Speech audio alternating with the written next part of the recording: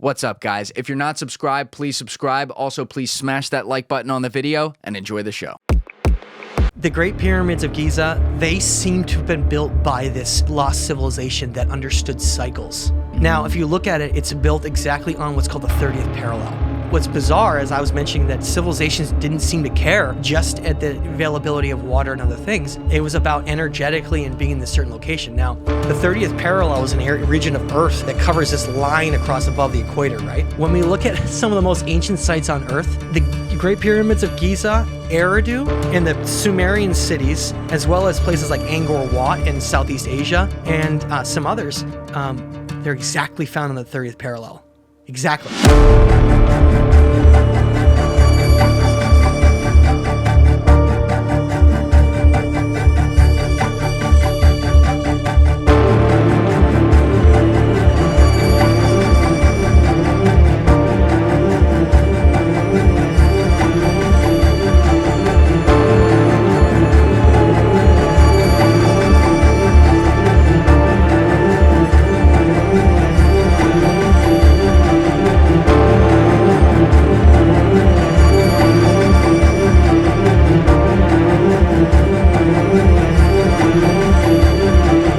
Talks about the creation of civilization.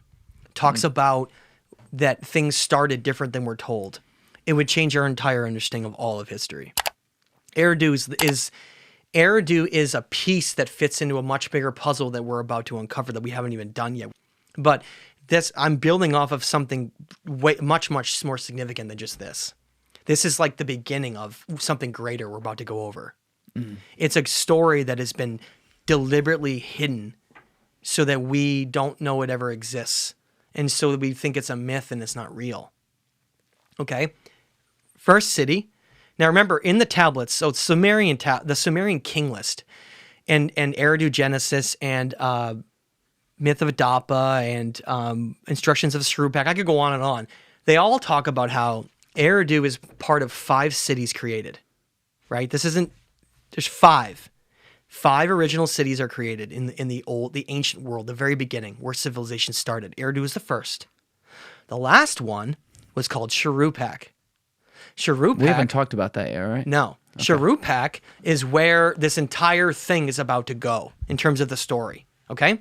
Shuruppak, in some ways, is as important as Eridu. Now, in having said that, they discovered Shuruppak in 1931. So another myth all of a sudden became a reality. These places that weren't supposed to be real, that were like a myth, all of a sudden became a real place on the ground. And so they started excavating Shuruppak in 19... How do you spell Shuruppak? Yep, it's Shuruppak.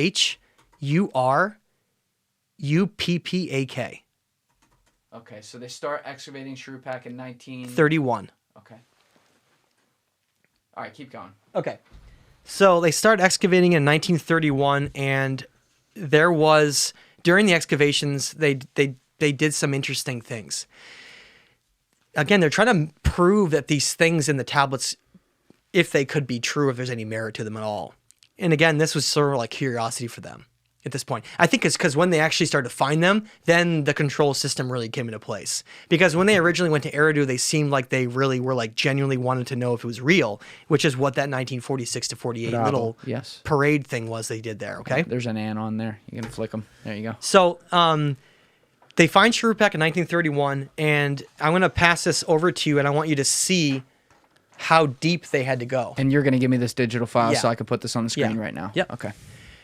They dig down and... Holy shit. So what they found that was bizarre to them is that originally they didn't believe in the flood story. So they didn't really believe that there was an ancient city that had been destroyed from a flood. That's the whole point of this, is that we're taking myth and turning it into reality, and it's leading to an untold story. So they excavate down, they get 45 feet down, 45 feet. And they finally find the ruins of Shuruppak. You imagine how much soil that is? Debris? Do they have any concept of how deep it really goes? Well, but I don't know that, but that's not the point. The point was they then backtracked like they did at Göbekli Tepe, and they analyzed the 45 feet in between the ruins of Shuruppak, deep underground, whatever, and they analyzed this 45 feet above it. They found no human remains, and they found no human evidence at all. What the? So they're like, wait. So this flood couldn't have been real. It must have just been like a little regional thing. But then they expected to find other evidence of civilizations that had cohabited and lived there. They found none. Did they have any concept while they were doing this of approximately how old some of the other things they were? No, because they're still working off the timeline of thinking that it's like 5,000 years old. And they're not doing like Yes. carbon dating and shit. No, well, they can't. It's too old for that. Yeah. So they find yet another city, and this time, though, it's buried by so much sediment that it gives complete evidence to the deluge of being this massive amount of like mud and debris that was like laid down in this region, which is why they never rebuilt or lived in any of them again. Now, that's not the same as everywhere else in the world. As we're going to see in some other incredible ruins, other cultures decided to build on top. But for the reasons of how catastrophic this flood was in that region, it was buried under so much debris that the people that came later didn't even know it existed.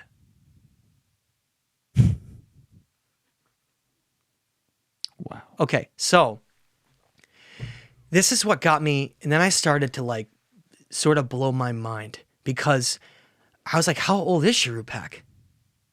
Right? I found my answer in the Epic of Gilgamesh. This is how you have to do this. In the Epic of Gilgamesh, and I love telling this story because it's one of my favorites. In the Epic of Gilgamesh, the part that nobody's ever read is this part where Gilgamesh goes on this journey and he's trying to seek out immortality. And in the and I want anyone to go read it. Like, don't take any of my word for it. Go verify everything I'm saying. But in the Epic of Gilgamesh, Gilgamesh is supposed to be a tyrant king of the city of Uruk, which they then end up finding Uruk. Okay? But it's from a different time period. Gilgamesh is not from the same time period as Shuruppak. And we find that out later. Because what happens is, but Gilgamesh is ancient. That's the thing. He's already an ancient king, but he's from that 6,000 year timeline window. Okay? He's from a different time period. And we know that because of this. In the Epic of Gilgamesh, he goes on this journey to seek immortality, and it shows this symbolism of like going across. You remember that? You know, they show like that boat master down in a cave under. You know, they show scenes in some movies and some depictions where there's like an ancient boat master who's like a skeleton sometimes, and he crosses over the lake and he picks you up. Yeah. That's from this. Oh. It's from the Epic of Gilgamesh. With the crane, the looking, boatman. Yeah. He's the boatman between realms. Dun, dun, dun. We're gonna get like down to that hole again with like them creating different realms of reality here. Gilgamesh has to cross into the underworld, and this boatman takes him. Okay? When he gets there, he goes to meet the last king of Shuruppak, the figure that became Noah. His name is Untandapishtim, or in the Epic of Gilgamesh, his name is Ziusudra. These guys often had different names during different time periods in history. But then they get crossed over into different religious texts, so to speak. Yes. So he goes there. That makes sense, actually. He goes there to seek. I'm gonna keep referring to him. It's hard because I want to say Noah because everybody knows what I'm saying. But the story of Noah, in terms of like the biblical story, became like a ridiculous story that's very silly. Russell Crowe did a good job, though. Okay, it had nothing about bringing two of every animal or anything like that. That's not true. Damn it! That's Come not. on, Matt. None of that's in there. Come on, you're ruining it for me. Well, and we won't get into that yet, but I just want to say that. So Gilgamesh goes and he meets that ancient king. He meets his Untandapishtim Ziusudra. He meets him. Which one was that again? That's the Noah figure. That's the last king of Shuruppak. I got to try to think of the right term to use because I'm like throwing them all out there. Let's just, for the rest of the show, let's just use the Epic of Gilgamesh name and call him Ziusudra. Okay. Ziusudra. I don't want to keep saying all these names to confuse people. It's all right. Okay. That's good. So Ziusudra is supposed to be an ancient king. I mean, more ancient than any of the others that we're talking about. He's supposed to be a king that's from what they call the Old World. The Old World is when these in the tablets describe this, is when the first 5 cities were created here. That's the Old World. That's it. That's all that was there. And then this disaster comes through and like wipes them all out. Then they had to like restart over again and then create things in different places. That's where this is going. But the point is that Gilgamesh meets with Ziusudra, who's the last king of Shuruppak before these events occur. and he's no longer in this realm anymore. Okay? He says to him, says, Gilgamesh, you come to me to seek the secrets of immortality. I wish to tell you a story so ancient that it's long before you. In the city of Shuruppak, he basically says where I lived. He says, I love how he says this. He says, Shuruppak was a city so ancient to you that you know nothing of it. It's like mind-blowing, right? We're talking about something so old that it's before what we even think of as ancient. And he said, the city was old. He said, and the gods once were in it and walked in it. That's what he says. He says the gods walked in it and were in the city like among men. Again, could this be some sort of? I know what you're saying, but if you read the tablets, they talk about how they ended up leaving and not coming back to our realm and like leaving it to us. Mm-hmm. That's what they say. They no longer like came back anymore, really. Mm-hmm. And then we just sort of became kind of chaotic. But he says, and he talks about how that city was far more ancient to him. And then he mentions how Etana was there. Now, I know this might not mean anything to you, but if we're trying to figure out when things happened and how we place things, you'll learn if we go back that there was a legend of Etana, which is a tablet that talked about how there's an ancient king of Etana who was the first king after these cities had been destroyed in a great catastrophe and they had to rebuild the new world. Etana was supposed to be the first king of the new world from a city called Kish. But when Gilgamesh goes, Etana's already dead. Etana's already is a ghost. He says the ghost of Etana. So what I'm trying to say is we now can like lay this all out. We know that Shuruppak was part of the first cities ever created. Then we know that Etana ruled at another time period when civilization tried to reemerge again. And then we know that Gilgamesh came far after that. So you see what I'm saying here? Yes. Now we're like putting the whole thing together. And the tablets are revealing their secrets if we know where to look. Okay? So, the question is, what happened to Ziusudra? And I had gotten to that point and I was stuck. I was stuck for years. I didn't know where else to go. I laid that whole thing out. How fast did you get to that point? That took me like 5 years. Okay. But I was because I had to read every tablet and then cross-reference every single one with every place and every king mentioned, and then try to list them all based on when they lived, based on tiny little clues of who they met along the way and different things, right? But I was stuck. I will admit to people listening to this, I was like stuck. I'm like, I don't understand how does that connect to Atlantis? How does that connect to the megaliths of Peru? How does that connect to the pyramids of Egypt? Like, how does any of this connect? And I feel like in our community, we've been stuck there for a long time, not understanding how any of it connects. Or we never got there. Well, no, we didn't until now. Are you ready? Yeah. Now let's change history, my friend. Let's do it. I'm here for it. So this fell into my lap by some very interesting means, I will say. I don't know how it happened. It just did. I became aware of a site called Zernaki Tepe. And Zernaki Tepe is in eastern Turkey, not that close to Göbekli Tepe. Quite a ways away. How do you spell it? Zernaki. Uh-huh. And then Tepe. Yep. So Tepe just means mountain or hill. Yep. So these are all just different names for that. Zernaki Tepe, Turkey. I'm going to pull up the map. Thank you. We have that. We'll put that in the middle. Yeah. And that's actually awesome. I want you to click that right there. Picture. That mountain, you see the ancient terraces? That entire mountain is a lost civilization. Underneath it. They've only excavated 1% of that entire area. Excavations of Zernaki Tepe. When was this found? Zernaki Tepe has only been discovered and started to be excavated since 2014. We are Who found it? I don't know the name of the person, but I think it was Istanbul University out of Turkey. No But they have no idea what it is. They're labeling it as the Eurasian civilization, which in a very similar way to something like the Hittites, were only a later iteration of another culture that came later and built on top of it. Okay? Okay. So, this is how basically the whole thing started, is that I became very curious of Zernaki Tepe because of one thing in particular. If you want to click this, Yeah, I have it open on this other tab right here. I'll put this in the or if corner. you want to zoom in on the map, so you can just see where we let's are. start with the picture you Okay. have. Because I pulled the map up. I probably have already had that on the screen in the Okay, post so edit. there's a lake in eastern Turkey called Lake Van, and it's an absolutely incredible lake. It's one of the most high elevation lakes in the world. In fact, it's very similar to Lake Titicaca, which, you know, if people are familiar with the incredible Tiwanaku civilization at the southern flanks of Lake Titicaca, it's another one of these lost civilizations that's got advanced technology that we don't understand where they came from or who they are. Lake Titicaca is in which country? Lake Titicaca spans the border of Bolivia and Peru, and it's the highest navigable lake in the world. Okay? Now, in eastern Turkey is one of the other largest high elevation lakes in the world called Lake Van. No small lake, it is 1,500 feet deep. A lake. A lake. Okay? Christ, what's down It's like there? an The Loch entrance Ness into the Monster? underworld, right? Lake Titicaca is the same thing. Lake Titicaca is over 1,000 feet deep. There seems to be an interest in these like ancient lakes. That's all I can say. I didn't even know lakes could get that deep. With volcanoes around them. Now, Oh, okay. dun dun dun. So I want you to, can you go down? I wanted to click an image on this. Scroll course I down. can. Keep going. Right there. This one.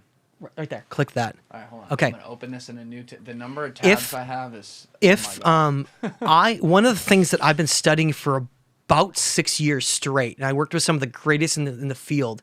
I'd say the greatest megalithic expert in terms of studying the architecture of megaliths would be Brian Forrester and then Ben from Uncharted X that we talked about before. Yeah, that's Danny's boy. They If are- you, by the way, for people out there, if you haven't seen the Concrete podcast with Ben Van Kerkwyk, which was Yes, the first thank you, Ben one, Van Kerkwyk. incredible. So Ben and Brian and me, we're sort of like we focus on studying the architecture of these incredible megaliths left behind from we team and others like Graham Hancock do, the lost civilizations of Earth. Okay, now when you look at the type of architecture and sophistication of blocks in parts of Egypt, like the Valley Temple, the King's Chamber, and the Great Pyramid of Giza, or in parts of like the Corner Concha around Cusco, Peru, and Machu Picchu, we find evidence of this building technique that is incredibly advanced, using very, very hard rocks in a way where we have no idea how they did it. Ben talks about this a lot in Egypt, how we find saw marks and drill holes in places like Abu Sir and other areas where the tools that they created, not only do we not have never found a single tool, but we have no idea how they did it. Because we know that something like Bronze Age tools from the time period we're told would be too soft to manipulate any of these stones or the level of precision that they are. Okay?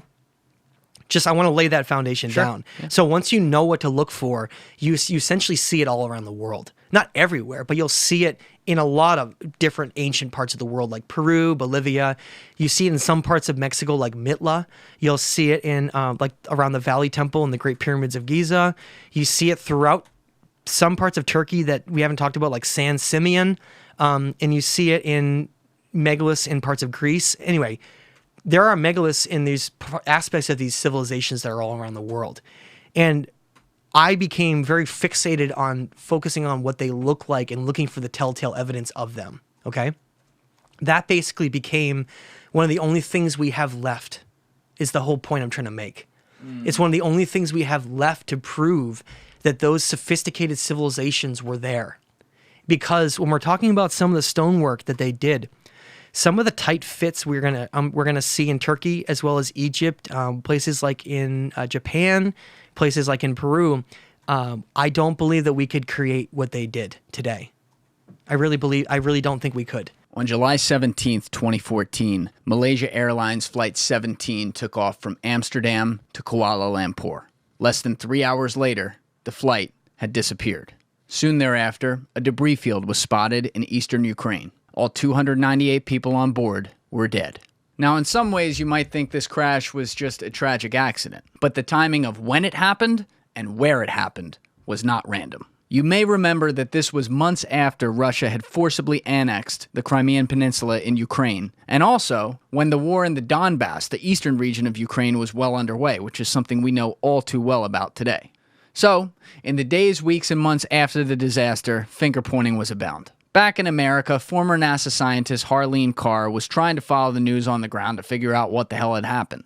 See, after Harleen had left NASA, she was at a company that had built the engines that were on this very jet. So, of course, she had a reason to want to figure out if it had been something wrong with the engines. To her frustration, though, misinformation was flying around left and right. Whether it was false narratives or conflicting reports, no one could figure out what the hell was going on. If you remember this story, it was pretty wild. But it was at this moment that Harleen decided she needed to do something about it.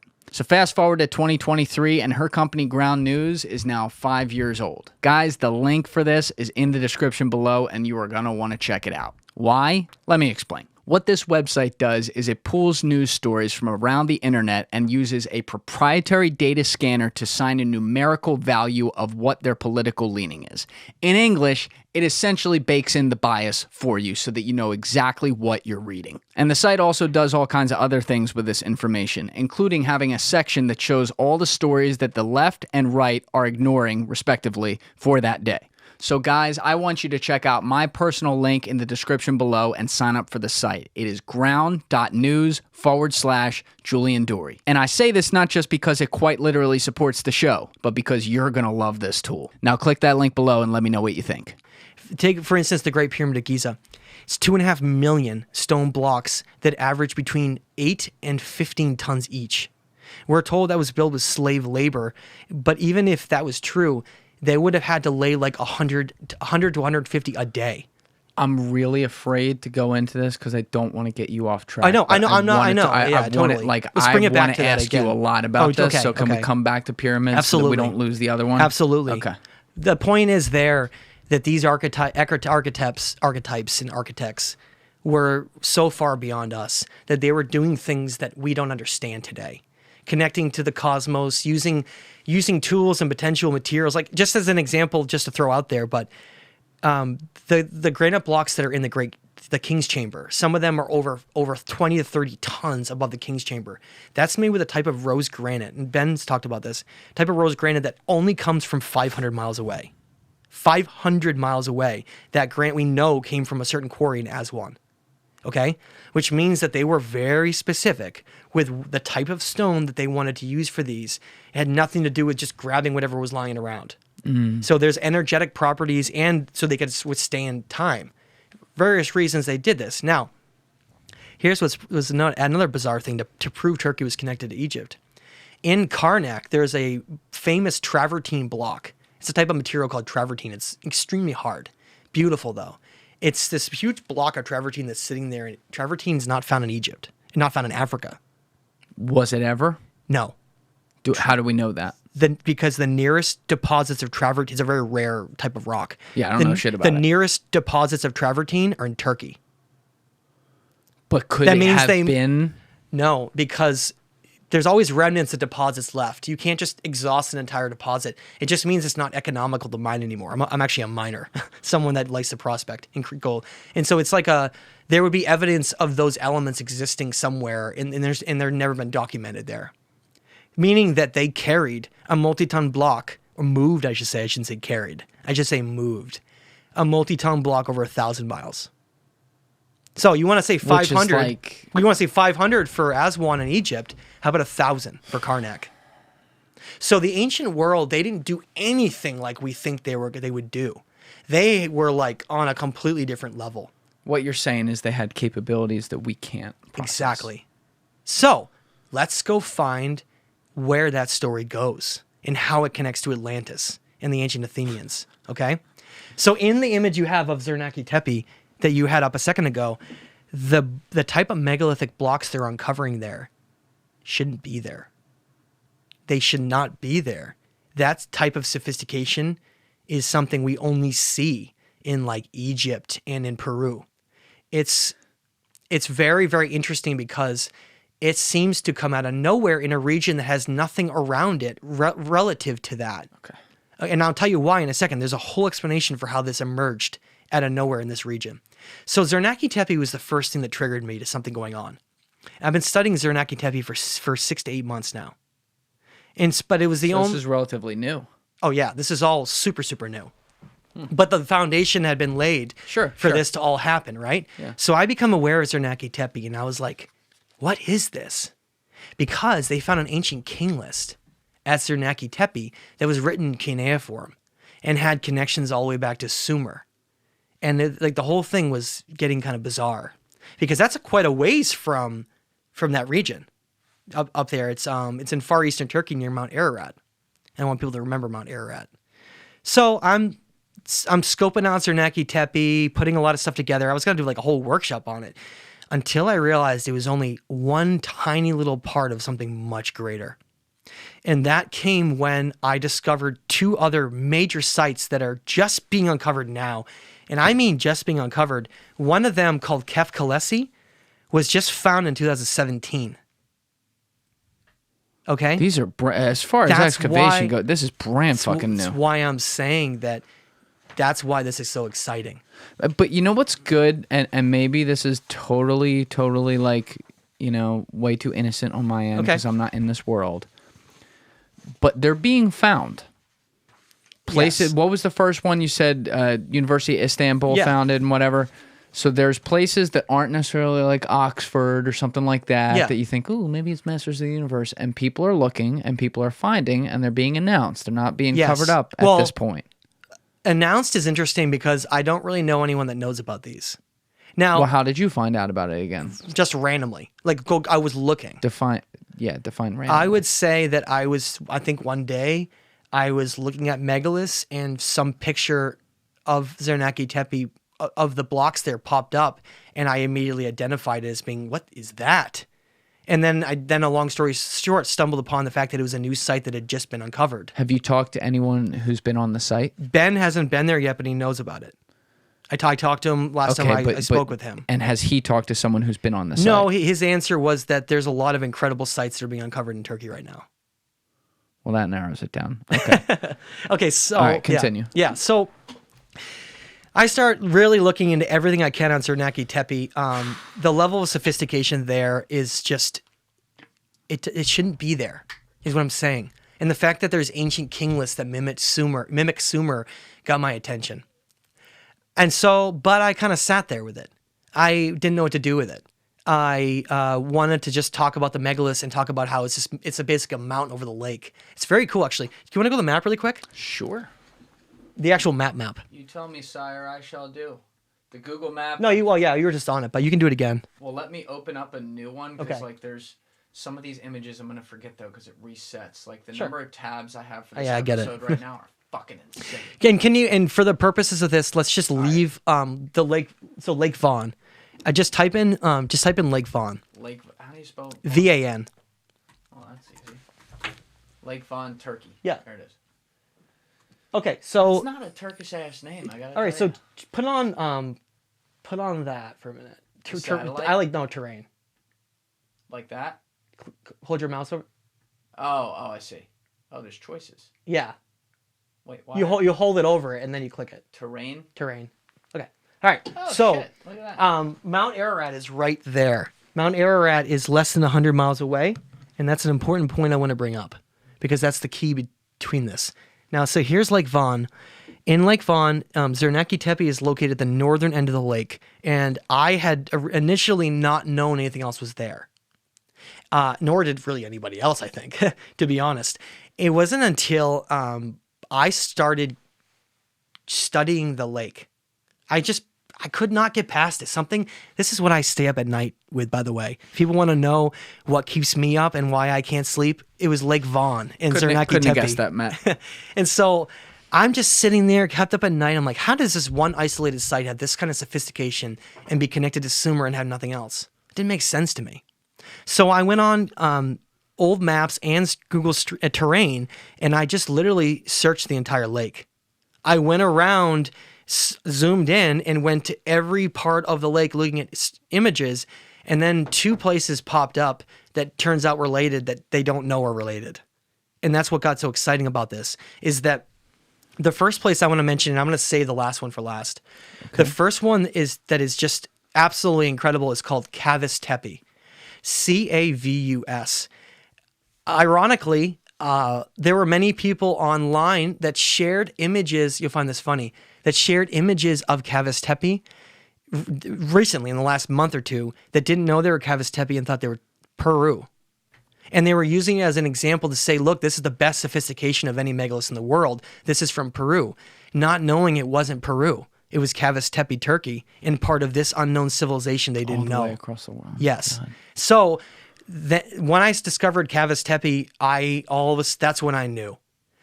And then there was another one after that brought the whole thing home. But what you have at Cavus Tepe is, and that's the image I had handed you to. Yeah. Is that Cavus Tepe? Well, this was Shuruppak. Yeah. Do you have yours really quick? It's on they're double sided here. This one over here. Yeah. Hand me back that for a second. Okay. This says excavations of Shuruppak. Hold on to that one in your hand. Right. That's it right there. Okay. This is the one that's from earlier. It right there. I will put this in the corner of the screen, So, and you're going to send me the digital file. Now, and I want to talk about this while you're looking at it because I think it'd be good. Do you see how there's stones that look like the dark stones in the top left of that structure right here? See these? Yeah. That's the Eurasian civilization. Now, notice they didn't build out of the same stone. Well, you see that? Yeah, they look different than the because others. the other one's limestone. Limestone is one of the softest stones in the world. It's easily manipulated. The stone below it is basalt. And basalt is, if not the hardest, one of the hardest on Earth. So it's above it and below it, right here in this. And I'm going to tell you why that is in a second, which is very unusual. We actually don't have any other sites in the world where we have young stuff underneath. And I'll tell you why in a second.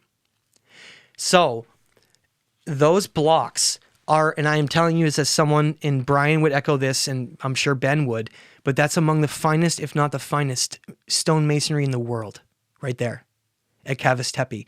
It looks almost identical to the Valley Temple in Egypt in the way that the stones are fitted. And it also looks pretty similar to some parts of Peru with the type of stone fitting. Although I will say, and we're going to get into this in a second, the nature of the building in Peru is a little bit more organic, and it actually looks more similar to Zernaki Tepe, whereas the building in Cavus Tepe looks like Egypt, which when you find out, you'll find there are two different people, and they went different directions in the world.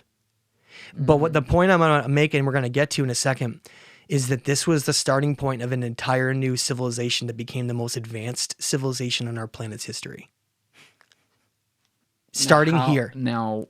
And I call it the Ararat civilization. How long ago did you come to that conclusion? About a month and a half ago. And what, or less, outside of tying these together? And I've been trying to get this before someone else does. Outside of, and now we got it on the record, outside of tying some of the rock to like Peru and stuff like that. Oh yeah, we got a lot more. That's only scratching the surface. I have other questions here, but I want you to continue. I don't totally understand. And what we're going to do is we're going to provide so much evidence by the time I'm done, you are going to have a hard time refuting this. And I want you to try. Try me. Okay. So the first thing that was strange to me was that we saw the same architecture here as we see in Egypt. And not only that, but there was a king's list found at Cavus Tepe that mentioned that it was ruled by a king named King Hayk. And you can, if you go look up King Hayk on Wikipedia, you can find him right now. Hayk. Oh, I fucked that up. I'm American. We don't know how to spell. All right, I'll bring it over here. There he is. Now, the Robin Hood motherfucker? Not really Robin Hood, but scroll down. Right there. Stay on that. Wait, where's this king from? He's the king of Cavus Tepe. See, I don't picture the kings of this part of the world looking like... Okay. All right. Go ahead. He's like that's how he's depicted. Yeah, he looks like... Okay. So, just on Wikipedia, like you don't even have to have me say it, but scroll back to that genealogy chart. Go back down. Right there. It said, I was like, I almost had a little mini heart attack. I almost had a little mini heart attack. Oh, shit. Is this what I think it is? Yeah. Go. The bloodline, he is a direct descendant of Japheth, who is literally a son of Ziusudra. Noah. Yes. I was like, oh my God. Now, we got to pause there for a second because we got to fill in the story because people have no idea why that's so significant. In the Atra Hasis, again, I'm not talking anything biblical. In the Atra Hasis, remember, Ziasudra, Untapishtim, is the son of the last king of Shuruppak. He's a great bloodline ruler king. Yeah. In the story, in the Atra Hasis, as well as the Epic of Gilgamesh, There's a great destruction event that occurs on Earth that the gods supposedly created. They wanted to wipe out everyone here. Seriously. Take two of every kind, get on a fucking boat. Well, no. I know. Yes. I'm kidding. So what happened was... That's just how they changed it. Ziusudra is this great king that ends up becoming secretly warned. That's the thing, is that the Anuna supposedly made a pact in the tablets that they're not supposed to tell anyone that this event's coming. They literally wanted to wipe out humanity. I'm not joking. It says that. So they created an event to like destroy us. Quick question. How reliable is this genealogy? I didn't think it was reliable because I wasn't I'm not a biblical, I'm not a religious person. I don't follow that, but I ended up realizing that there were some aspects of it that I needed to pay attention to. So if he's 1, 2, 3, he's 4th generation from Noah, Ziusudra, same person. So if hypothetically, hold on. Yeah. Now we know the two of every kind. So it means he's even ancient for his time. Right, but we know the two of every kind thing. That story got fucked up. But if like Noah, Ziusudra were due to forces of happening on the planet, godlike whatever, were one of the few humans alive at that point, this person, Hayk, is only the 4th generation, which means we have a very depopulated planet at the time of his quote-unquote reign. But I think they were having sex with the people that survived too. I'm not. So they're massively reproducing. There was definitely other groups of people, but they weren't on that level. They weren't like him. They were just like, they were groups of people that had survived the catastrophe and probably didn't even remember their heritage and were like living in isolated places. And like had come out, and they described the world as being in chaos. And they had to bring order to the world after that event. That's why Enki and the World Order is called that. They created domains so they could bring the world back. Continue, sir. So, in the Atra Hasis story, and this is, again, it's echoed by the Epic of Gilgamesh, and it's important because you can't just take a story from one place. Is if it's echoed by thousands of years later on another culture and it's the same story, then you gotta start paying attention to it. Skeptic society over here. What if it is just a, first source had a bad whisper down the lane and the next sources just follow that whisper and follow it somewhat closely? Except that we have about 4 different sets of tablets. There's even one called the Legend of Itsubar, I'm sure no one's ever even heard of. That's the same thing again. Okay. And so George Smith realized that in his books. And he realized that all these stories of the flood were the same event told by different cultures. And George Smith is 1800s guy. He's the guy that cracked the code of the Sumerians. Yes. Yeah. Okay. Okay, so in the Atra Hasis, Enki, again, the patron Sumerian god of Eridu, is supposed to have this pact that they're not supposed to war any humans, so he does it cleverly. Again, they literally had a pact, like, we, the Great Anuna, had an agreement. This is what it says. We, the Great Anuma, had a plan, and you broke that plan. A man survived, blah, blah. That's what it says. Enki says he did it because Ziusudra was his bloodline son, because Enki had slept with women. Mm-hmm. And their bloodlines were like, they had gifts and powers. Half holy. Yeah, so they were trying to wipe them out and clean the slate. That's essentially what it was. Oh, they're trying to wipe out that blood. Oh. They're trying to wipe out, they called them abominations, because they were like half god, half gods. But they called them abominations? Later on they did. They ended up being hunted down. But they're supposedly more powerful.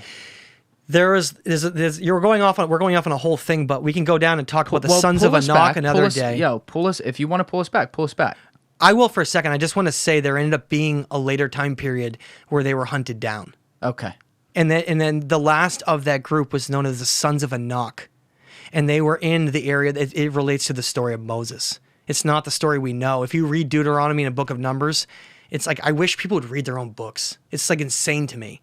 It comes right from there. It talks about how Moses was commanded to destroy the bloodlines of the giants of sons of Anak, and that he conquered 60 walled cities. 60 walled cities? I'm not joking. Is that like castles? Oh. To kill, it says, and then he was ordered to kill every woman, child, and person in these places to wipe out their bloodlines. Oh, that's wonderful. It's insane. Guys, if you're religious, please read your own books. Deuteronomy and Book of Numbers, guys. Anyway.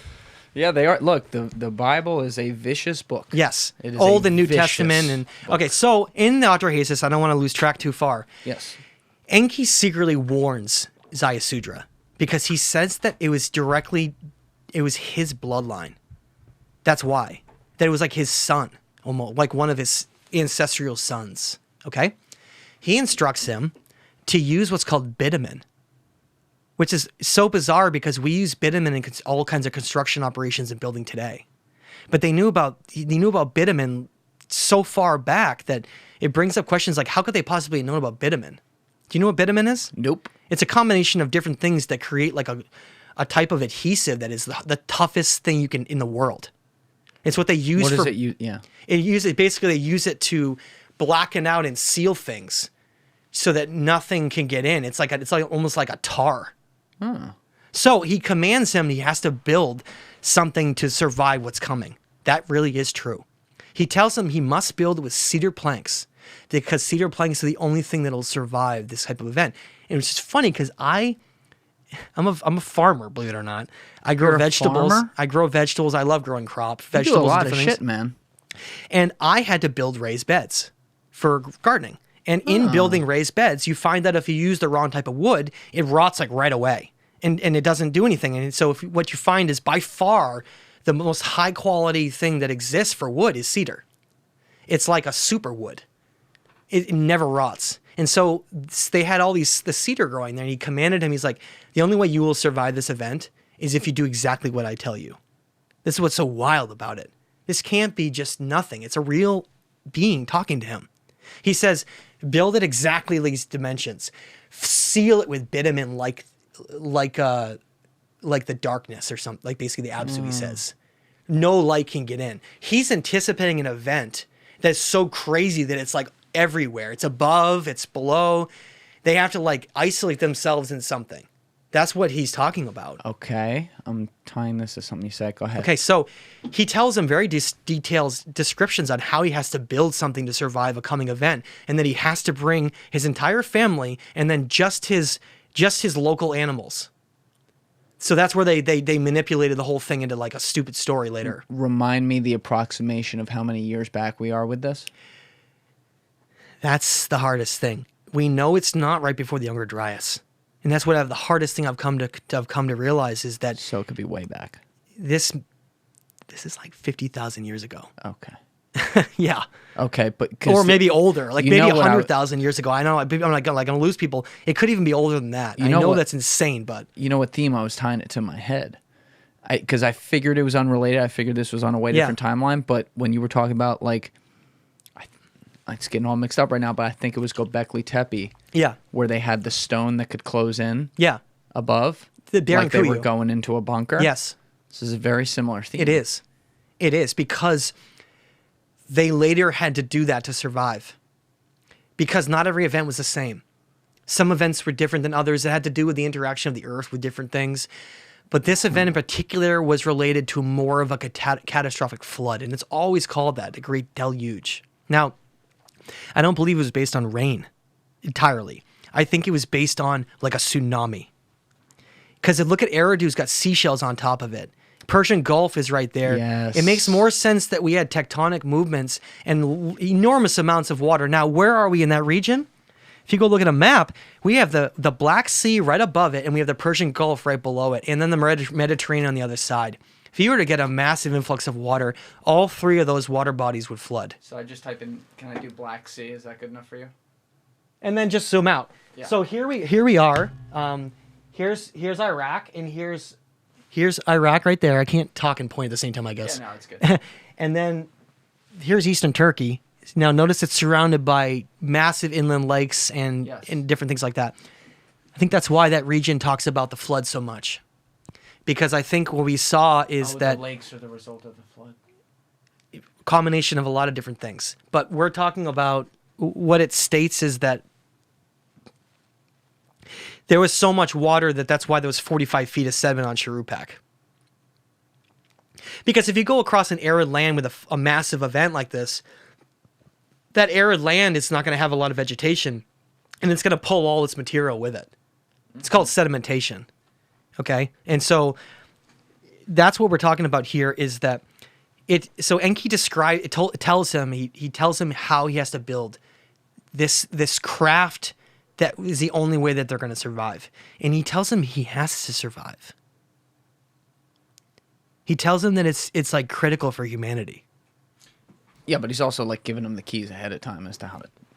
But if it wasn't up to him, needs. Enlil, his half brother, the eagle, he's the serpent. He wanted all of humanity wiped out. Have you? Now I'm getting mixed up in my head as to what we talked about off camera versus on camera. So just because we're on camera, I want to make sure. Have you gone through the eagle serpent thing today on camera? No, not with you. Not on camera. No. All right, so can you do that now? If you're going to say that. Okay. We won't go too far, but because we got to get back to this, we Julian just scratched the surface. And what part did we leave off to? The end of the Atra Hasis. End of the Atra Hasis. Okay, go ahead on the eagle serpent. I do love how talk about rabbit holes we're going down. One of the things that I did get known for in my last book, The Stage of Time, not the one that I'm releasing with Billy Carson, Epic of Humanity, but right before, and I did include some of that in there, but my previous book called The Stage of Time, one of the core concepts in there I talk about a lot is that I realized that there seemed to be a competition with civilizations all throughout history with certain symbolism. And the symbolism seemed to be shared, that it goes all the way back to these Anuna gods, because they seem to represent themselves with very specific symbols. Now, I thought it was fascinating because remember I showed you that mural where they're passing the knowledge of the... Yes. There's other murals that depict them, but with an eagle head.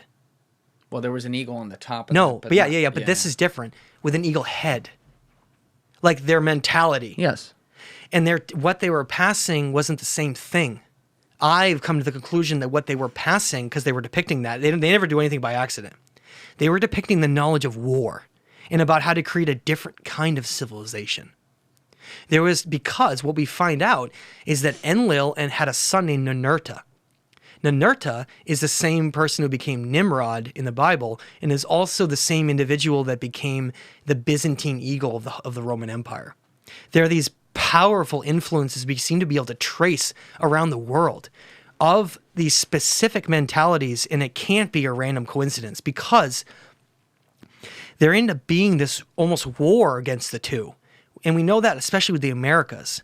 Now, in the Americas, I want everybody to wrap their head around to think that there was a much older version of those civilizations there than we're taught. Like, for instance, the Aztec that were practicing blood sacrifice and the Maya that were doing all that, that's not part of the group I'm talking about. That was, again, a later iteration of those regions that had no one guiding them and sort of went on like a chaotic place evidence shows that they were in extreme drought for like 500 years, and they were getting to such extreme aspects that they were sacrificing people because they didn't know what to do. They still had the knowledge that the gods played a role in the world and them, but they didn't understand, so they started like freaking out because they were all dying out, and so they started sacrificing like 1,000 people a week. I'm not even kidding. It was horrible. Mm-hmm. They didn't know what to do. But what historians don't tell you is that and I'm not saying this was justified at all, but they were in such an extreme drought that their maize crops, corn, were all failing, and they had nothing to eat. So they were trying. Anyway, that's a long rant, but I have to always say that because whenever I talk about the cultures of the Americas, everybody's always like, well, how can they be so good if they were doing all that? And that's what I need to like lay down. Is that the original Maya, the original Olmec, the original pre-Aztec, the Toltec, the ones who created Teotihuacan, Tenochtitlan, created Chichen Itza, those are part of an ancient story that directly relates back to Sumer. And the idea is that there were these great sages, and it gets back to the story of the Dogon. There were these great sages. One in Africa and Mali, we talked about it already. That are described as traveling like around the world and creating civilizations. But those original sages were part of that Enki side with the knowledge of creating temples and higher consciousness. But the other side with Enlil and Ninurta, they didn't find any value in that. They didn't want that to be part of any of our structure of us. And that's where this competition began. Is how do you rule humanity? Do you rule humanity through an iron fist and being a war empire and disciplined? Or do you rule humanity through like ancient temples and being creative and like showing all those aspects? And that was what this great division became, because left and right side of the brain, right? And that's what it is. The eagle represents the left side of the brain mentality, and the serpent and dragon represent the right. And the right brain has always been associated with the divine feminine and creation. Always. So, and that's what's interesting there, because the serpent, like, I'm very good friends with Paul Rosalie. Love him. Paul, you do amazing work.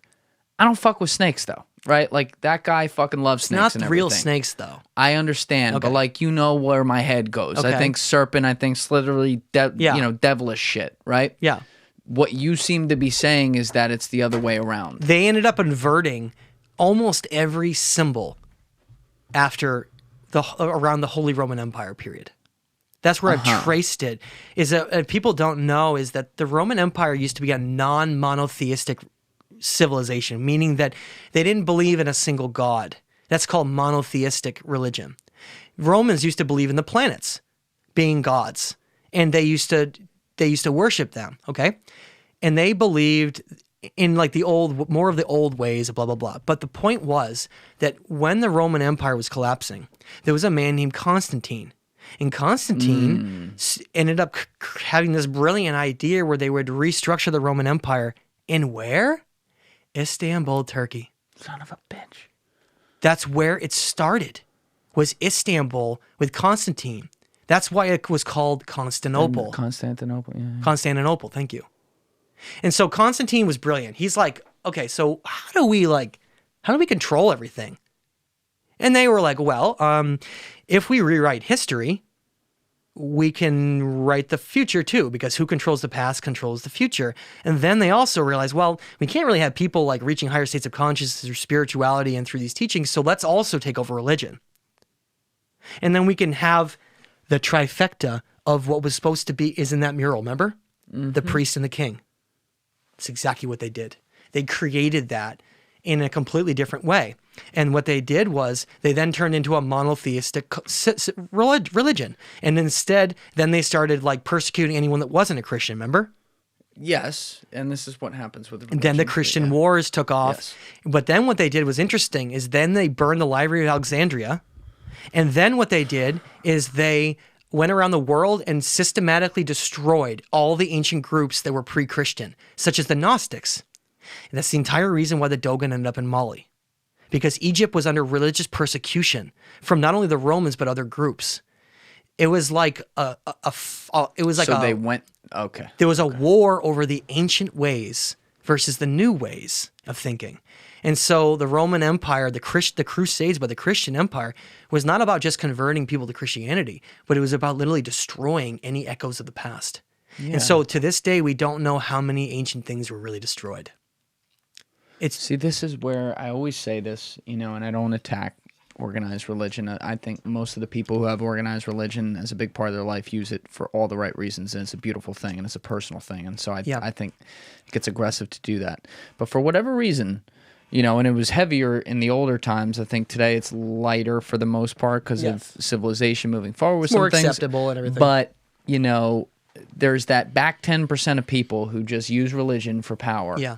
And they ruin it for everyone else. And it just, every time you learn about it in history, you just get frustrated because it just repeats itself over and over again. Yes. But anyway, so thank you for the context. But I'm actually really glad you brought that up, because without that religious context, now it makes more sense to people maybe why Eridu is treated the way it is. And I do just want to say as a note for the people listening right now, I can tell looking at the clock, we're in the second podcast, so I want to say something I said in the first podcast just for context, but there are times today, again, where I'm stopping you on some things to define stuff. Yeah. And there are people out there who are experts on this stuff, listen to a lot of it, who are going to be like, God damn it, I already know this. But for the people who aren't listening, I'm doing that. So my apologies if I'm cutting Matt off sometimes to make sure we go through some things. But you and I did talk about that ahead of time. Yeah. And so you were at, and I made a note of this, you were at where the end of the Atra Hasis. Hold on. Before we do that, I just want to summarize up what we were just saying. Okay.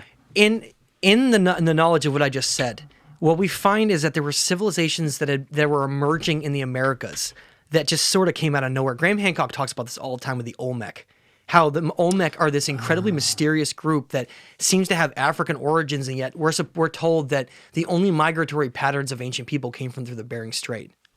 So there's already the Olmec, because they were practicing rubber extraction, which came from Africa, and they looked at very African-like features as well as other things. It's what we're seeing is an entire narrative and story that's different than we've been told. And what that is that, and I want to just lay this out there. The Maya state that their great sage or teacher that taught them everything, who created their civilization, his name was called Kukulkan. Okay? Now, Kukulkan was shown as what's called a feathered dragon.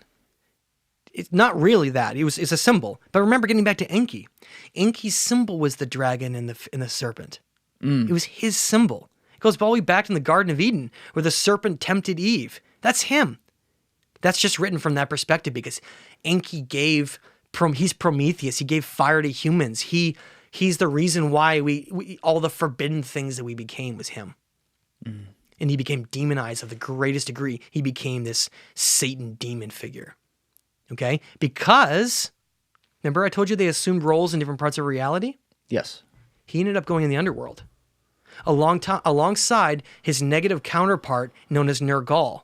Now, people don't know this. Now, remember law of correspondence? They were obsessed with it. You remember what the law of correspondence is? No. As above, so below. And what that means is not just the stars and Earth as a plane, but realms of reality, meaning that there are like above dimensions and like lower dimensions, and third dimension, our reality is like sandwiched in between. We're almost like in between different realms of reality. And so he's described as going to rule in the underworld alongside Nergal, a very evil, wicked war god, to be a positive counterpart. And then in the above is a negative Enlil, who's a war god, and his positive counterpart, known as Thoth. Or there's various names, but it's like it's exactly paralleled. A negative and a positive and a positive and a negative. That's what they did. But what that also did was that he became his entire anything related to him, anything related to the serpent or the dragon became so demonized that it was like the ultimate sin. And that was why Eridu became completely abandoned. It's his patron city. But it's not the only reason, and there's others as well. That was his patron city. And so you're just saying it all got flipped on its head. Yeah. On now, purpose. let's get back to the Americas. Okay. In the Americas, the Maya created all these civilizations, and they say that they're serpent feather god, right? And feathers just mean ascension to a higher form. And where were the Maya relative to modern day geography? Where were they located? Great question. You mean historically? Like what time frame? Well, both. The time frame and also what countries that we now know. So what we find is the Maya really were like the domain of the Yucatan of Mexico. And the Olmec were more like the Veracruz aspect of Mexico, sort of southwest towards... Got it. Yeah. Now, so Kukulkan is supposedly this great leader, sage, that taught them how to build temples to the stars and then taught them everything and left. And then you find that the Aztec god Quetzalcoatl is the exact same thing. It's the same feathered serpent god, supposedly teaching them everything and then leaving. Then you find out Viracocha to the Inca, it was a feathered serpent god who taught them everything and then left. It's like at some point you find out they're all the same person.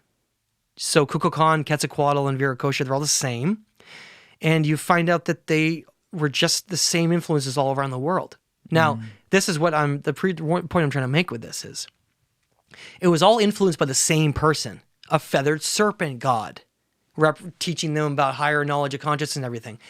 Then they end up changing the name of it to reference that. So we were told that Americas, North and South America, is named after the Italian explorer, but it's not. It's named after Amaruca, which is the original name that the indigenous people call the region. How do you know that? Because they have it, they talk about it all the time. It's like it's well known in South America, especially Peru and Bolivia. But is it just ancient? Is it like, ancient rumor? People just like to say that, or is there actually evidence to support There that? are depictions of Viracocha from ancient times, and that have the alternate name in the region of Amaruca. And it's very well known for those who study down in that region that Amaruca became America. And what it means the land of the feathered serpents. That's what it means. And Kukulkan, Quetzalcoatl, and Viracocha is because they were all, that was their symbol. They weren't really dragons, but it was their symbol, and then they moved on. Now, this is where I just want to quickly segue back to this. So think about them as the serpent dragon civilizations, okay? Now think about Columbus, Cortez, and Pizarro. All conquered systematically north to south in the Americas from the Spanish Empire that had the eagle on its crest, just so you know, who sent Columbus to what's the United States now, like the Bahamas area, who, by the way, and I don't want to go on a segue in Columbus, but oh my God, if people knew the truth about Columbus, horrible guy. What he actually did was take slavery in Portugal and the Dominican Republic to mine gold. And they went back and forth for gold. There was nothing about spices or a trade. The whole thing was a lie. I know people like get on everything as like woke rewriting of history, but the fact that we still have a fucking day after that guy is a disgrace. Yeah, he basically just took slaves and went back and forth and mined gold, just if you want to summarize it. He was a terrible human being. So he conquers that area, and then what happens is Cortez comes right after him and conquers all of Mexico and the Aztec. And the only reason he was able to do that... They thought he was a god. They thought he was returning Quetzalcoatl on the exact anniversary that the ancient people had believed, which means that the Catholic Church knew about that. What? It means that the Catholic Church, who was the one who sent him, the Spanish Catholic Church, knew about what the Aztecs over there even were and were thinking. That's the only reason they sent him, because they knew that. What did they do? Have a spy undercover there? If he went there, the Aztec had 200,000 warriors. He went over with 110 men. Yes, but he also... They're saying what happened, I'll tell you the story. I mean, he arrived on the shores of Veracruz, Mexico. Yeah, they thought he comes in with horses and all this armor, and he actually told them that he was Quetzalcoatl. And they were like... How do we know that?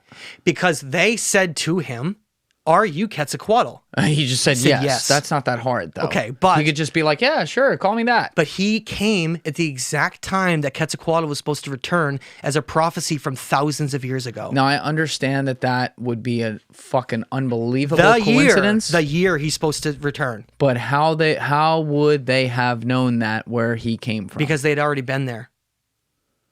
Do we have any evidence of that? But my theory is that the church and the power of those empires, we don't really, I think they knew more than we know.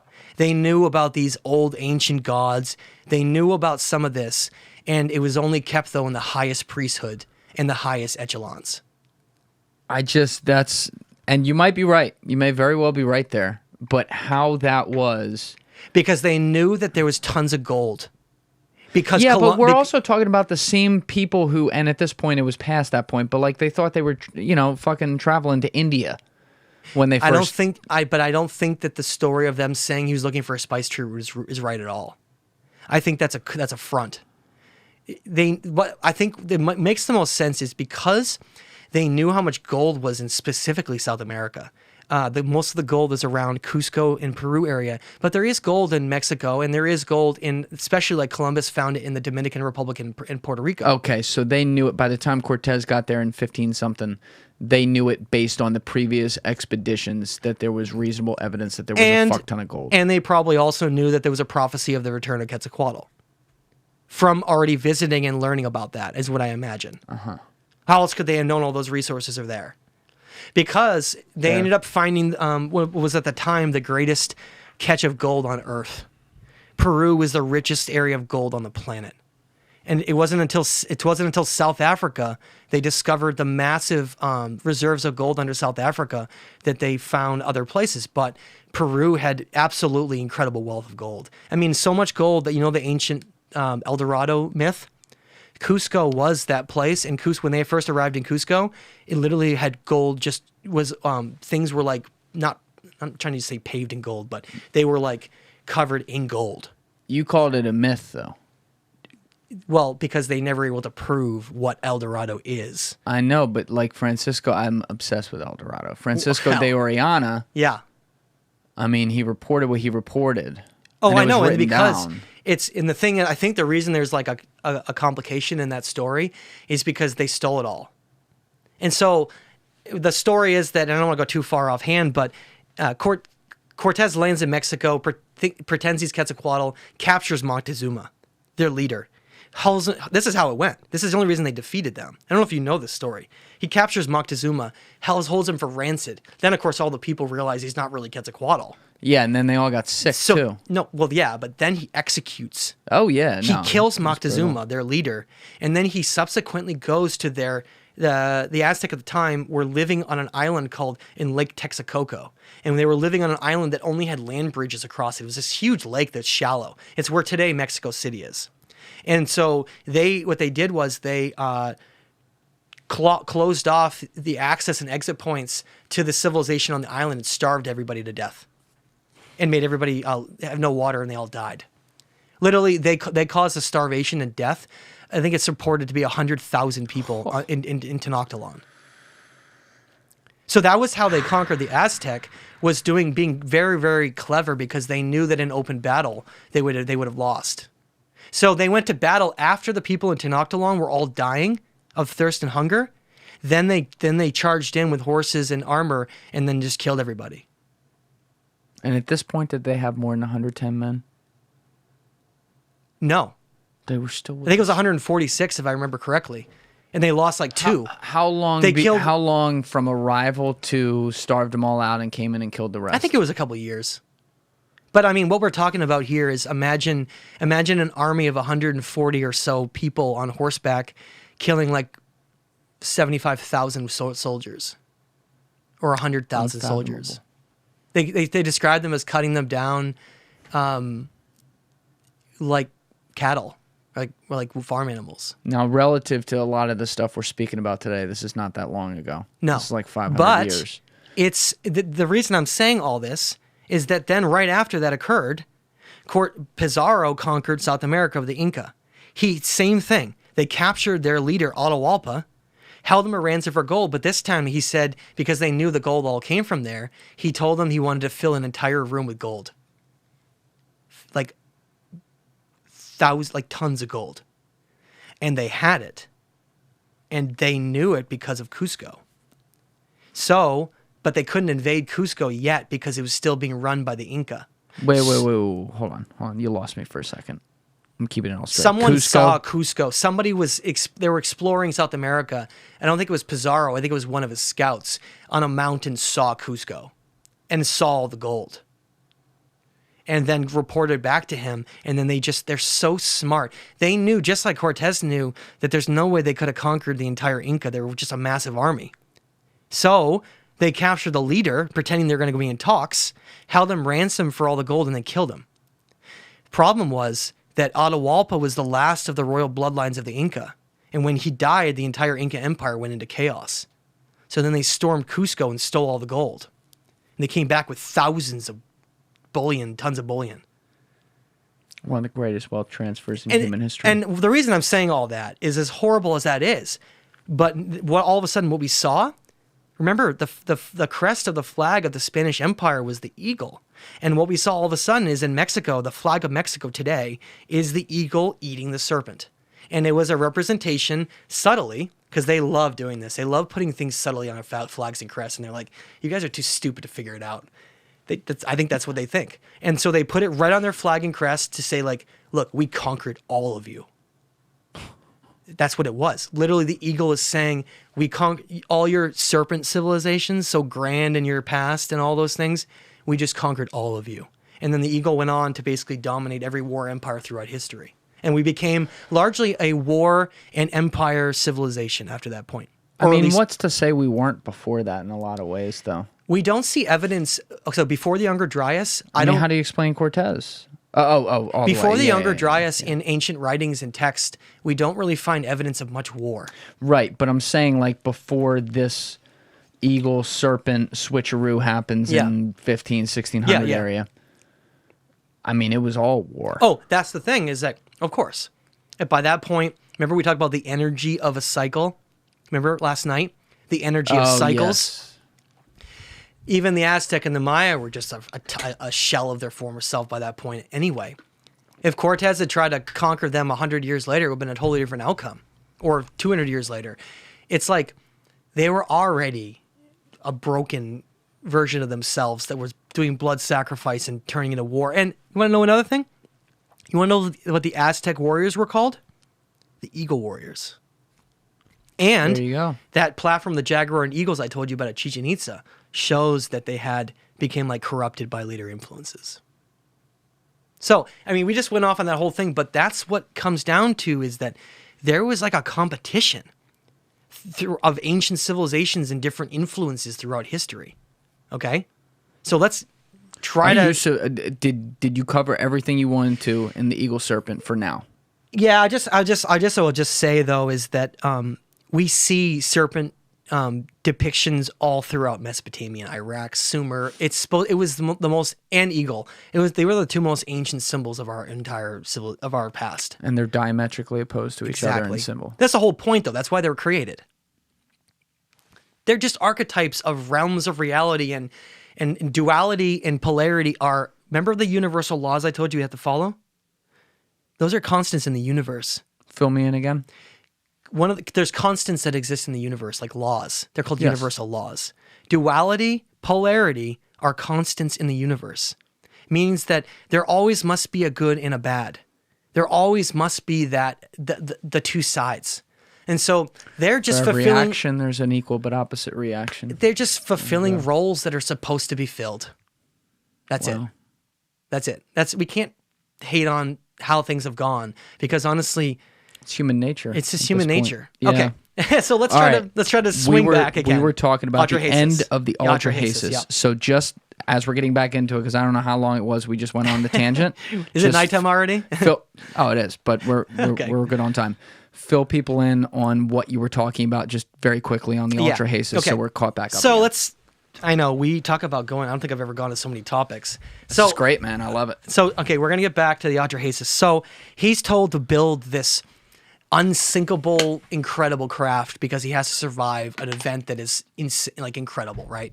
Awe-inspiring, and he does.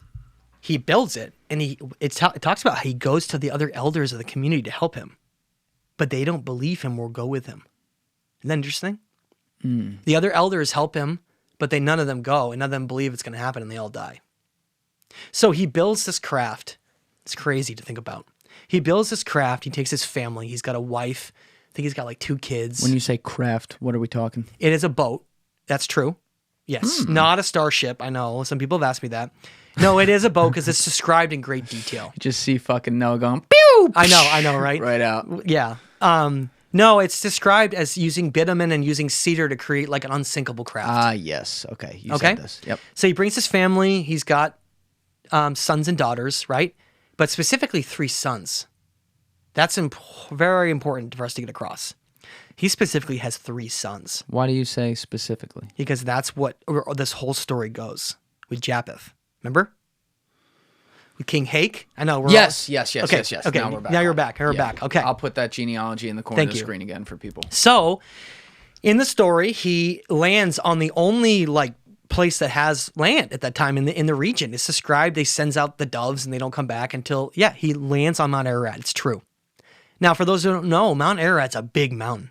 It's over 17,000 feet high. It is by far the largest mountain in Asia Minor, and it's the largest mountain until you get to Pakistan in the Himalayas. Okay, it's a big. It's an inactive volcano. So he lands up there, and Enlil comes down. That's what it's described as, and it's like he basically is accosting him, how he could have survived. And Enki comes down with him and says, "I am the one who warned him. I am the one who told him so that his bloodline can be preserved." And they get into this argument on the mountain. They get into an argument, him saying, you Enki were supposed to have a plan. You're supposed to follow what was told to you. Mankind was supposed to be wiped out. How would this man survive? Blah, blah, blah. And what happens is they agree on a pact. This is what's so important, is they agree on a pact that he would become the last immortal human ever to live again. Last immortal. Immortal, yes. Yeah. And then human beings went down in age after that. And there was an if. But can I have a quick question? Yeah, go ahead. You had said this way earlier last podcast where you talked about immortal and you mentioned like living 1,000 years maybe or something like that. Yeah. That's not immortal because they still die. Well, I mean, you could still kill them. So they had to get killed. We're still organic beings. So they had to get killed. I'm sure if they got like a horrible sickness, they would die too, but from old age. Bravo. Okay. Specifically old age, and it relates to the telomere caps on our cells. The telomere caps basically degrade after a certain amount of time, and we haven't totally figured out how to repair them. Well, for them, the telomere caps just did not degrade like that. It just didn't. And so it's reported that after that point, human beings, the reigns and the lives of them became very short in comparison. Right. Okay. The agreement was that he'd be allowed to live and his family would be allowed to live if the sons would take up, this is what's so crazy, if the sons would rebuild the new world. Yeah. Talk about a task. Yeah. If they would rebuild the entire new world, but they would have to adhere to like very specific things. And what it meant was, who are they gonna procreate with though? They had their sons, and then there were pockets of humans around the world. Okay, so it's not like they have to like. There's definitely get other with people, the sisters or anything. but when they meant no man should survive, I think Enlil was talking about his bloodline. They're these demigod type of bloodlines. I don't think it related to every human being on the planet. Okay. Just to be clear. Okay. So they made an agreement that the sons would go to different parts of the earth. That's what they said. It was like, you need to go to these different places and create civilizations then. But what they must have, and this is a bit of speculation on my point, they must have decided to just do it differently.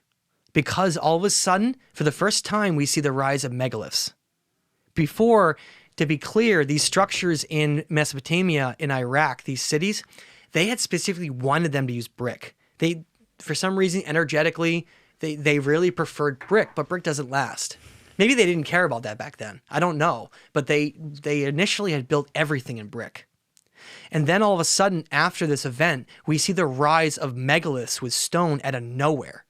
And that's the whole point. So they state to them, you need to go to different parts of the world and create different civilizations, but some have to be the domain of Enlil or Enki. That's the way to describe it. Like, for instance, we find the same gods shared throughout Turkey and Greece as this area, showing it was almost like Enlil's domain, if I can make it clear about that. Whereas we see another group that just diverged and went down to Egypt and then down through Mesopotamia that seems to have created Atlantis. So there seems to be two super civilizations that emerged at the height of both groups leaving, which was the Athenians and the Atlanteans. But how do we get there? And that's where I'm going to take you right now, is I have genetic proof about that as well as archaeological proof to show that this entire story comes from somewhere, okay? Let's see it. So at Lake Vaughn, I was studying Zernaki Tepe, and then Cavus Tepe came up. Now, if you remember where we left off on Cavus Tepe, there's a king list that was found at Cavus Tepe that talked about how the king was known as King Hayk. And that in the bloodlines, that's very well easy to find for King Hayk, that he was a direct descendant, and he talked about it too, he was very proud. He was a direct descendant of Japheth. And now we know from these ancient bloodlines that Japheth was a son of Noah. Yes. And what was the other name again? Ziusudra. So it like exactly mirrors supposedly that story, but we have the evidence to now back it up. Now I want to take it to another step.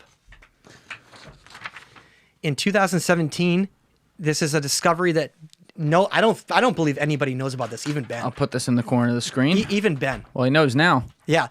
There was a site, and I stumbled across this by accident, just literally by like searching for structures. And also there was a group that visited that site that took a couple pictures. But if you look at it, there's no excavations that are being done at all. Uh-huh. Okay. So the first thing to note about this is the name. It's called Kerkwyk.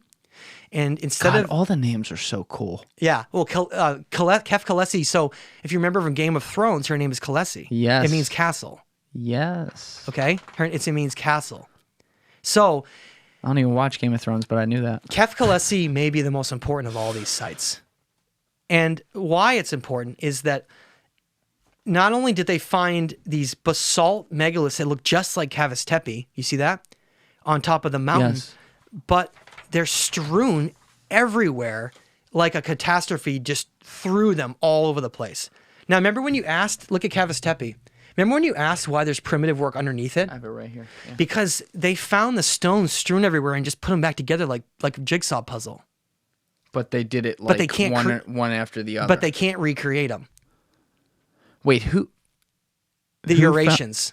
The Eurasian civilization that is credited as being the ones that built this. So who found them? The Eurasian civilization, thousands and thousands. Oh, the ones who rebuilt it. Yes. I'm sorry, the ones who rebuilt it. When you said built it, that's what I mean. thinking the original. So they went back to these sites, they knew how sacred they were, and then they built right on top of them. And then they were destroyed later too. Bravo. Okay. Then they disappeared, but more through war and different means like that. But okay, so in Kerkwyk, not only do you have these incredibly precise blocks like we see in Cavus Tepe on this mountaintop, which by the way is below a massive volcano called Sufandagi. It's 13,000 feet high. But they found ruins of the city, of the civilization underwater in Lake Vaughan. Do you see that in the image? Yes. This is where it gets wild. They determined that geologically, when they looked at the lake levels, that the last time the lake was low enough to be able to build on the bottom of, remember that lake is 1,500 feet deep. It's not on the bottom, but I mean it's on like down, right? So this isn't, but it's on the bottom wherever it is, but this isn't necessarily at the 1,500 feet. No. But it's right below the ruins on the mountain that you just saw. How far deep, just for an idea, how deep is this? Over 50 feet deep. That's not that. I mean, yes, it's deep, but it's not that but they deep. built a civilization there. Yeah. Now in Lake Titicaca in Bolivia, we see the same thing. We see ruins underwater there when the lake was at a completely different time period. Now, when geologists studied ice, they took cores of the sediments in the bottom of Lake Vaughan, and they studied it because it's one of the oldest lakes on Earth. They found that the last time the lake, and they admitted they're perplexed about the ruins. And even in the articles, they mentioned that they were perplexed at the ruins because they're underwater. They mentioned in a separate study that the lake was last low enough, or at its lowest maximum, 15,000 years ago. So now that's older than Göbekli Tepe, and it means that those ruins of Kerkwyk are at least 15,000 years, at least. And they're intact. It's crazy. It's the same. It's a megalithic blocks, just like above the ground. So now we're gonna even add another layer to it. Who's this guy? Is this a dude who found it, or is that just a random scuba? That's an archaeologist holding an artifact from that site. Oh, he's holding something. Yeah, there. in his finger, in his hand. Yeah, I can't see shit.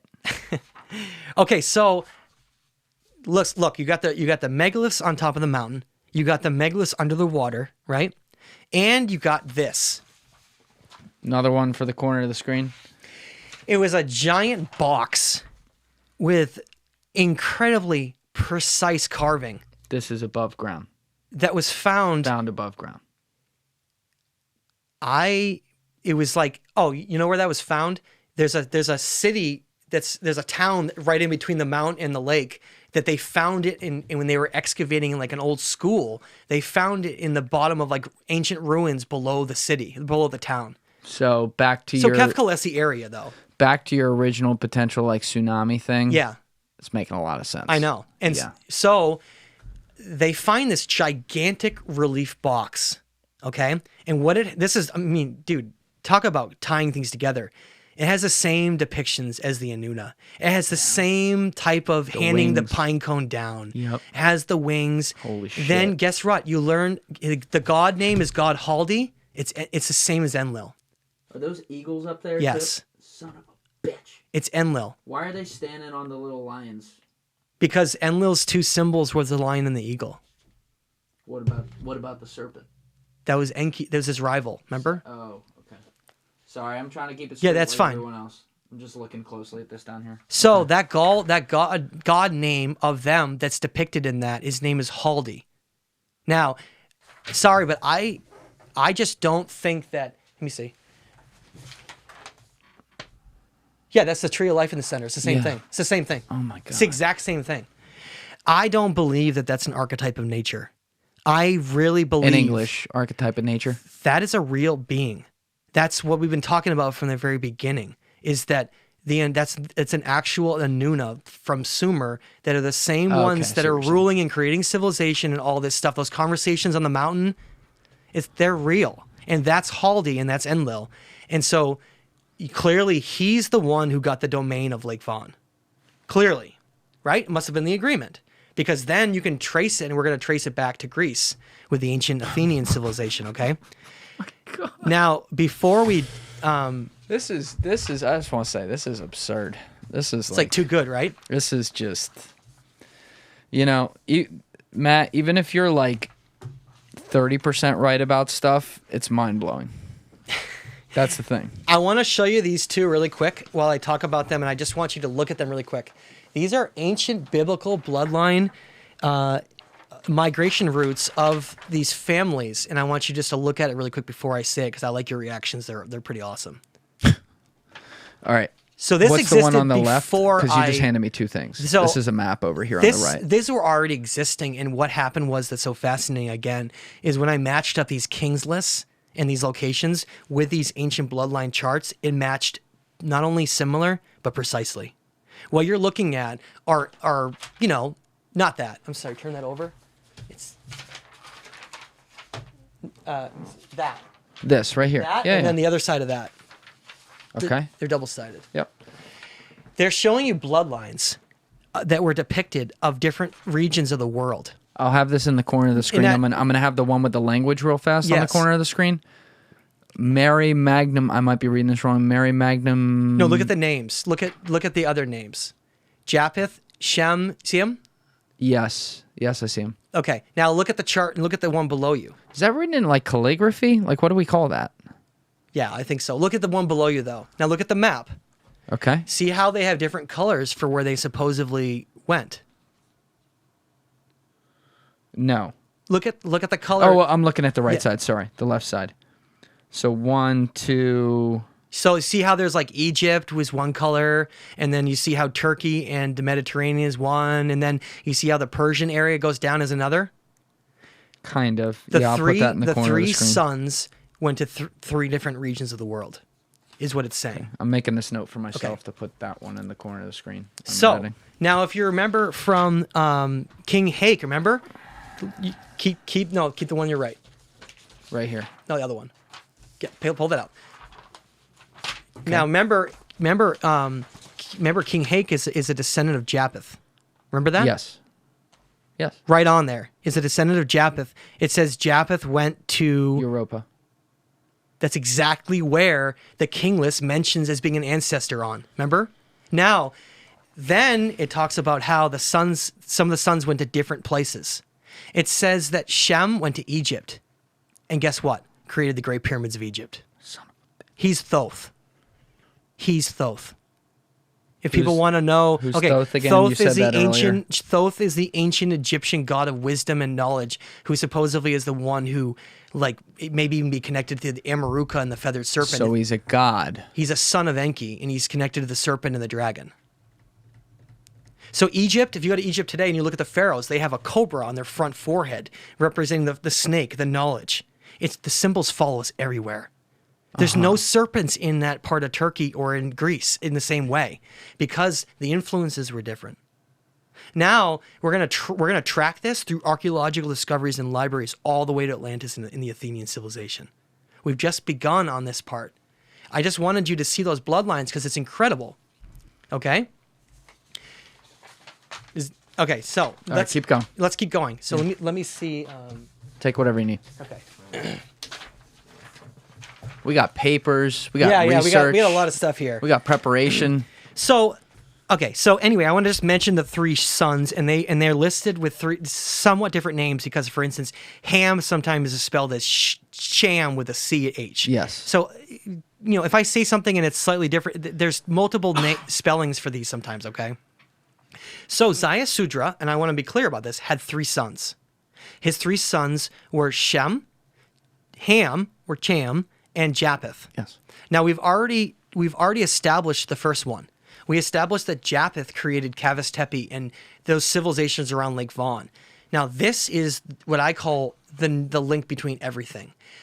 I call it the Ararat or Lake Von civilization, and it is going to become, in my opinion, the most important archaeological area in the world in the future, because it's that link that then connects everything else.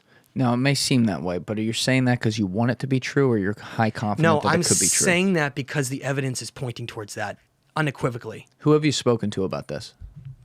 I've deliberately not spoken to anybody. You haven't talked with Randall or Ben about this? I don't feel like, I respect their work enormously, but I don't feel like I need that to find clarity in my part. I've done this a long time. But now that you're public with it, yeah, this is I'd be happy record, to talk to them about it after. I have no issues with that at all. Now you're going to want to talk to people. I would be happy to debate anybody on this or discuss. Not even debate. Discuss. No, that's not what I'm talking about. Okay. I'm saying to further, add more minds to the mix, as long as, there's not closed-mindedness coming in or something. I'm happy to do that. You help to find new things. I'm happy to do that. Okay. Okay. So the first place we'll go on this journey, and when we continue to connect all this together, is, I don't have any images of it in front of me, but again, getting back to, remember what Diodorus and Solon and Ken Thoth says, there were two civilizations that had become super civilizations. For people who are listening to the second podcast, because I believe we did it in the first, quick 30 to 60 second refresher on that. So we were basically providing the best evidence to show that Atlantis was real, right? Yes. And we're talking about how it's far more than just Plato. It's Plato's descriptions, but you get into this elder priest of the Temple of Sais in Egypt named Sanchez, you find out. And you find out that Diodorus and Solon and Socrates, they all were played a part in this. And what this temple priest stated to Solon when he discussed him the old ancient world was that there were two civilizations that had reached like this pinnacle, essentially what I want to call it. Is that and it's funny because they didn't mention Egypt, which is weird because they have the pyramids there, but they apparently labeled these all in a different category. But you were also talking down the Library of Alexandria earlier, and other things as well about Egypt. I do want to get to the pyramids before you have to get on your flight, but that was interesting to me. Yeah, Continue. okay. So they mentioned that there is a civilization that becomes highly sophisticated and advanced called the Ancient Atlanteans. And they described as being near like the Azore Islands area west of the Pillars of Hercules. And listen, for all the people that are going to go, what about the Richat structure in Mauritania? I have no doubt, based on the genealogy of the kings of Atlas in that region, that there was certainly some kind of a connection with that location archaeologically, except until we find some kind of archaeological evidence from the Richat structure, it's going to purely be just a hypothesis. But I just want to make that clear because I'm not closed-minded to that not being somehow part of Atlantis. Okay. Noted. Great. So what we find is that they describe how there's these two pinnacles of civilization pretty much of all time. And it's this Atlantean civilization and then another rival civilization called the Athenians or the pre-Greeks. And they talk about how those two were this predominant civilizations. Now, how did the Athenians, according to what you study, how did the Athenians civilization's advancement or, I guess, like abilities compare with Atlantis? How close? Atlantis seems to have definitely delved into a completely different side of things. Because you said digital. Yeah, they seem to have delved into things that maybe they weren't supposed to, too. Because it even in some descriptions described them as perhaps playing a role in their own destruction. Like, physically. Yeah. I know. What does that look like? Well, imagine if you were playing with energy technology. Weapons. They discuss how they started creating weapon technology. And how maybe they misused it on the Mid-Atlantic Ridge and like caused their own destruction. Bitch, this is continue. So what they are saying is Atlantis lost its heart, and that Thoth was once a priest there, but not the same incarnation as before. It states that he's had many incarnations. Okay? It states that he's had many incarnations in that he was an ancient... No, he's not on that. Okay. But it states that he had an incarnation in Atlantis later in his life, after the initial Egypt. And that he left with a lot of sages when Atlantis became corrupted. It talked about how they started playing with like black magic and technologies and weapons and all these things. And how the Athenians were the only ones that could stand up to them. but in a way where they were like masters of maritime masters, and were the best soldiers in the world, is what it's described as. The Athenians. I mean, it makes sense. Watch 300, right? Yeah. And so... But they're way... Well, and by the way, there's a side note. They thought Troy was a myth, by the way, and we found Troy. Yeah, where's Troy again? Troy's in Western Turkey. Everything's in fucking Turkey. So anyway, quickly we're realizing that so much that was a myth is actually real. And so getting back where we were, if in Greece today, outside of Delphi and outside of Athens, we find massive and beautiful megalithic work on the lowermost levels of a lot of structures, and then more primitive stuff on top from the actual Greeks. It's there. And not many people are talking about it. Ben is well aware of it. And there are others from, megalithic marvels and other social media sites that try to point this out. Sure. They show images of people standing next to them. There's one where there's a guy standing next to one of these megalithic walls in Greece, and the block is like taller than him. The block. Oh my God. So the precision is there. And it's showing you that there was a path from Lake Von that Japheth took with Haldi, the Enlil's god. And by the way, Enlil was the Sumerian name. Haldi was the Armenian Ararat name. And then he became, the whole Olympian gods, Zeus. Yes. He's Zeus. Dude, he became Zeus in Greece. How far back are we? What do you think the Titans versus the Olympians were, man? Yeah, it was Atlantis versus the Athenians. Son of a bitch. How far back are we right now? We are way back. Like ballpark. Well over 13, 14,000 years ago. Now, before Younger Dryas. Yeah, imagine this. Yeah. Where is Olympus? Where is Mount Olympus? The Olympians, Mount Olympus is in Greece. Mm-hmm. Zeus is the head of Mount Olympus as the younger generation gods, according to them. And in Atlantis, the Titans were supposed to be the older generation gods of Atlantis that were competing and fighting in a war against it.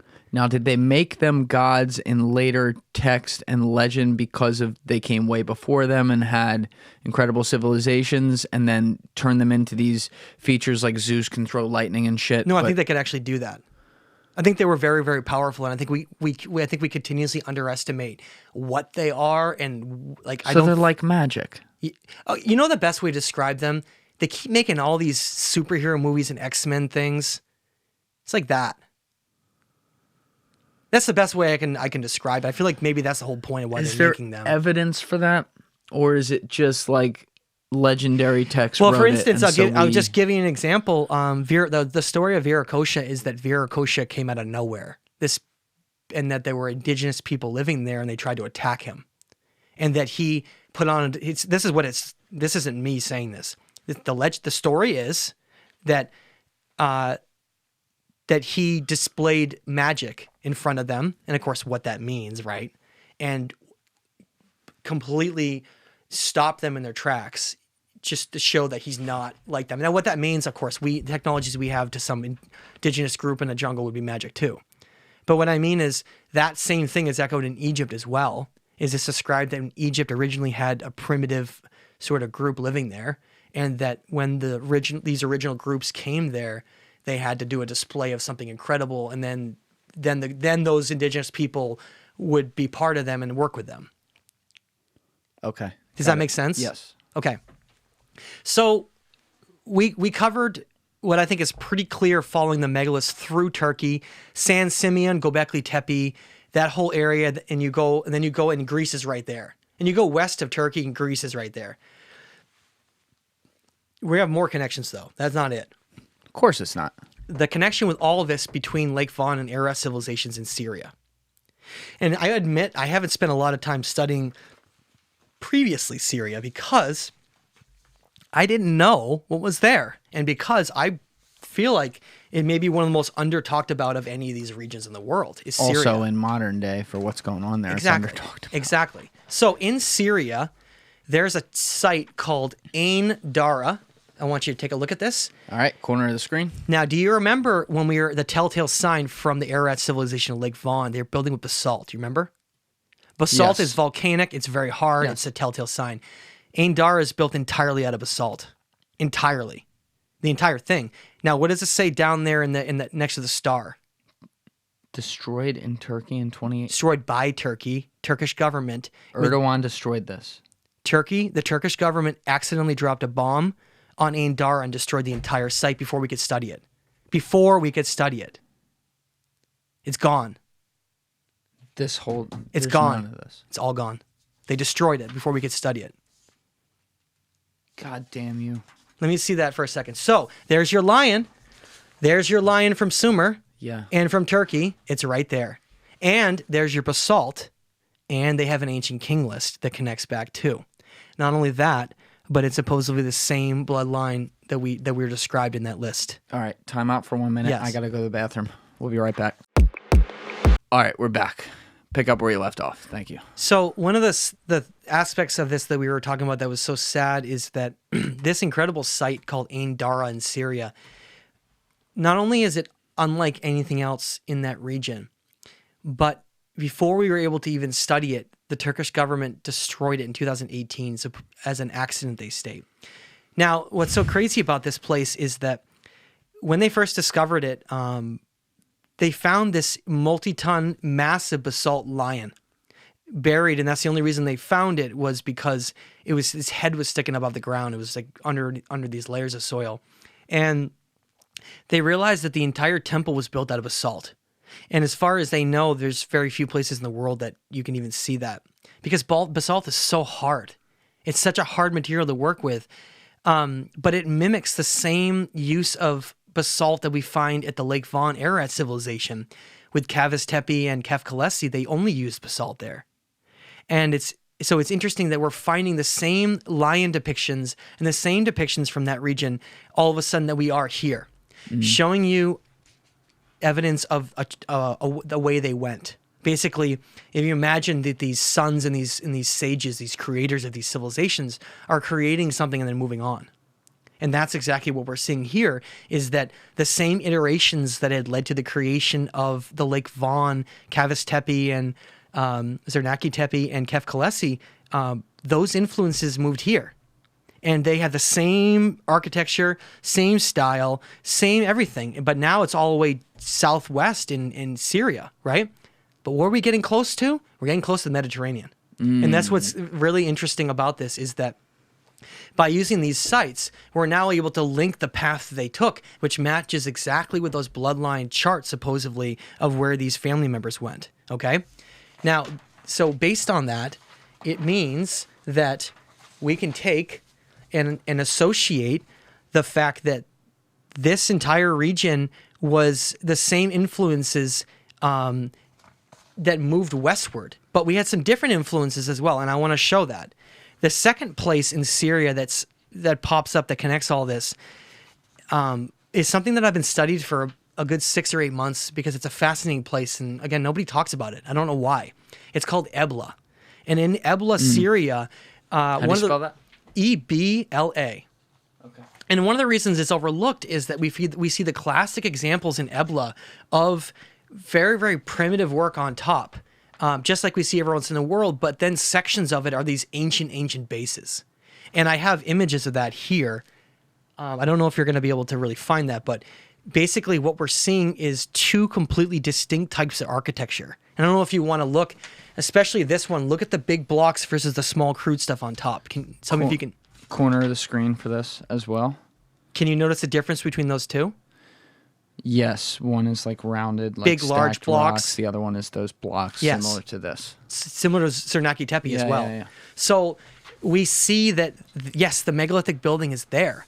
And if anything, it actually looks more like Zernaki Tepe than Cavus Tepe, which is weird. So what I'm trying to say is, Ebla, Syria isn't that far from Dara.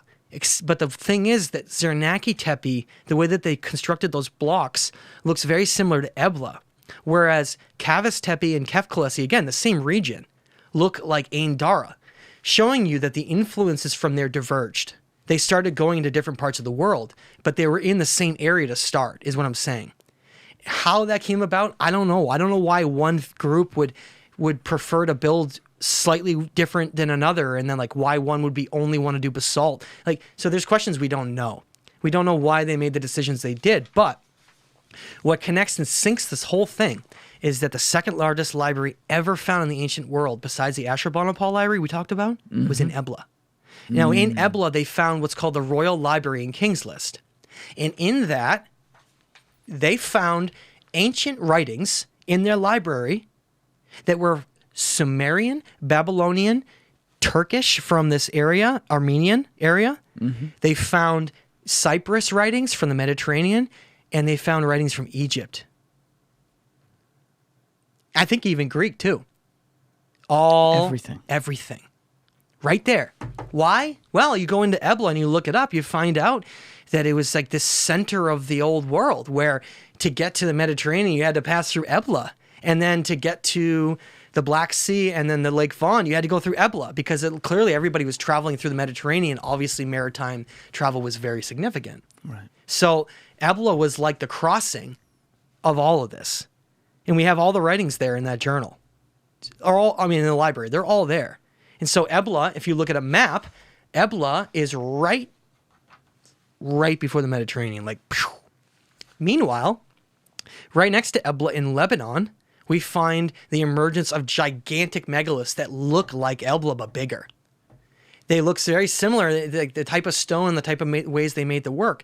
The influences of the Ebla architecture is right there in Lebanon, whereas the influences of the more volcanic basalt goes to somewhere else. It's like you can see they're moving around and they're adopting certain sites and they're creating things as they go, right? So as we go along, we learn that Ebla leads to the land of Canaan, which is supposedly where the last of the giants were, and the whole connection to the Book of Enoch. Then we go a little bit further.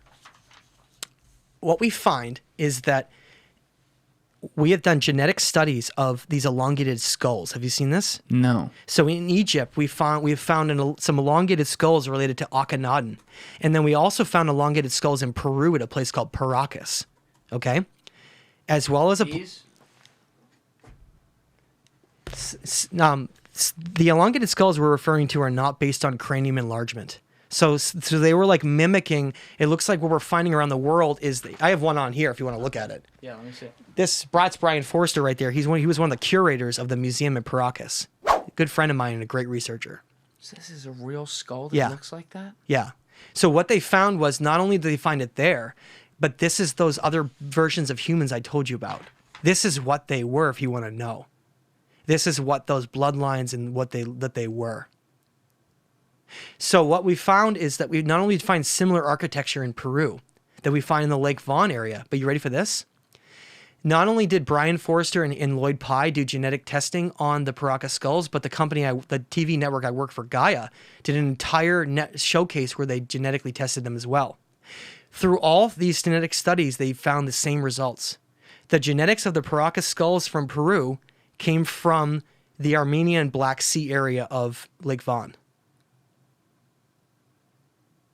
And they found elongated skulls in a place called Malta in the Mediterranean on an island. And in the hypogeum, this chamber that's basically designed to 432 hertz human consciousness, they found elongated these aren't just one elongated skull. They're like a graveyard of elongated skulls.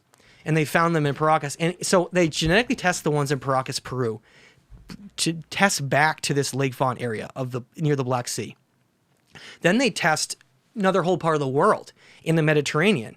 And they test at Malta with this, incredibly, if anyone's ever seen the Oracle Chamber in the Hypogeum of Malta, it's like amazing. The way they designed it's beautiful. The skulls, they found elongated skulls there, and they genetically traced them to the exact same spot. Lake Von, in the Armenian highlands of the Mount Ararat region.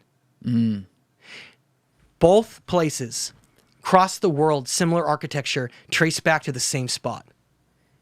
That's why, if we think of the story of the Atra Hasis, bringing it back, this bloodline king that's like a demigod that's living like huge amounts of time, lands on Mount Ararat. Everybody else is mostly gone. There was another group. I told you about a Kish with Atana. So there was like two areas that sort of reemerged again, right? But so just go back to Lake Von for a minute. So think about it. He's this like superhuman that's like a demigod with a bloodline that these three suns go out, and then we find the same architecture, same gods all around the world, same influences, as well as the genetic exact identity of these locations back to the same place, which matches all the bloodlines, biblical bloodlines we showed you. So not everyone mimicked what we're seeing here, though, in later generations, obviously, if we're just going to talk about the skulls to start with. Okay, so it looks like these people potentially had a natural large skull. But it died off at some point. Yes, and with those groups. And then other groups came along to try to mimic them later, which is sort of like how in Mesopotamia today, in modern-day Iraq, people still look like that. Why is Remember? this... With the beard and everything? Yeah, but why is this skull so perfectly preserved? They had to glue it back together. It was broken. But still, like it even exists. Because the Paracas people were protecting them. So there was a group in Peru called the Paracas people, and they were protecting an ancient graveyard that had these demigod influences of these skulls. Because they considered them to be very important to their history. So how does this all tie in together? Well, it basically ties in because we can now trace this trajectory of the ancient Sumerian kings to this reemergence of civilization around Lake Von, in this brand new civilization that I'm calling the Era civilization, or Lake Von civilization, depends. And then that was like the emergence of what became the greatest chapter of human history we've ever had in our past. And what's that? What eventually rose up to become the Athenians and the Atlanteans out of this. Got it. And so just to recap in terms of how Atlantis connects, we got to the Athenians, right? Because that's like an easy trajectory, right, to the Greece. But for this, it's described that Chem or Cham was the one that was in charge of Egypt and Africa. One of the brothers. Yes. And what it states is that, and I have a book that is an old book from the 1800s that I don't remember the name off my head, but they speculate in that the same thing. And I ignored it originally. And I read this concept in an old book about the Great Pyramid of Giza, and I sort of rejected it right away. But now it turns out I think it's true. And what it states in that is that a group, the Shem or Cham group, went down to and then created the Great Pyramids in Egypt and the land of Chem, and then they traveled through Africa. And then they went to Mauritania, and that's why the Richat structure's there. And that's where the sons of Atlas came from, which then emerged into Atlantis, which we know is ruled by Poseidon, who we know is Enki. So it's like there's two parallel civilizations who are rivaling against each other.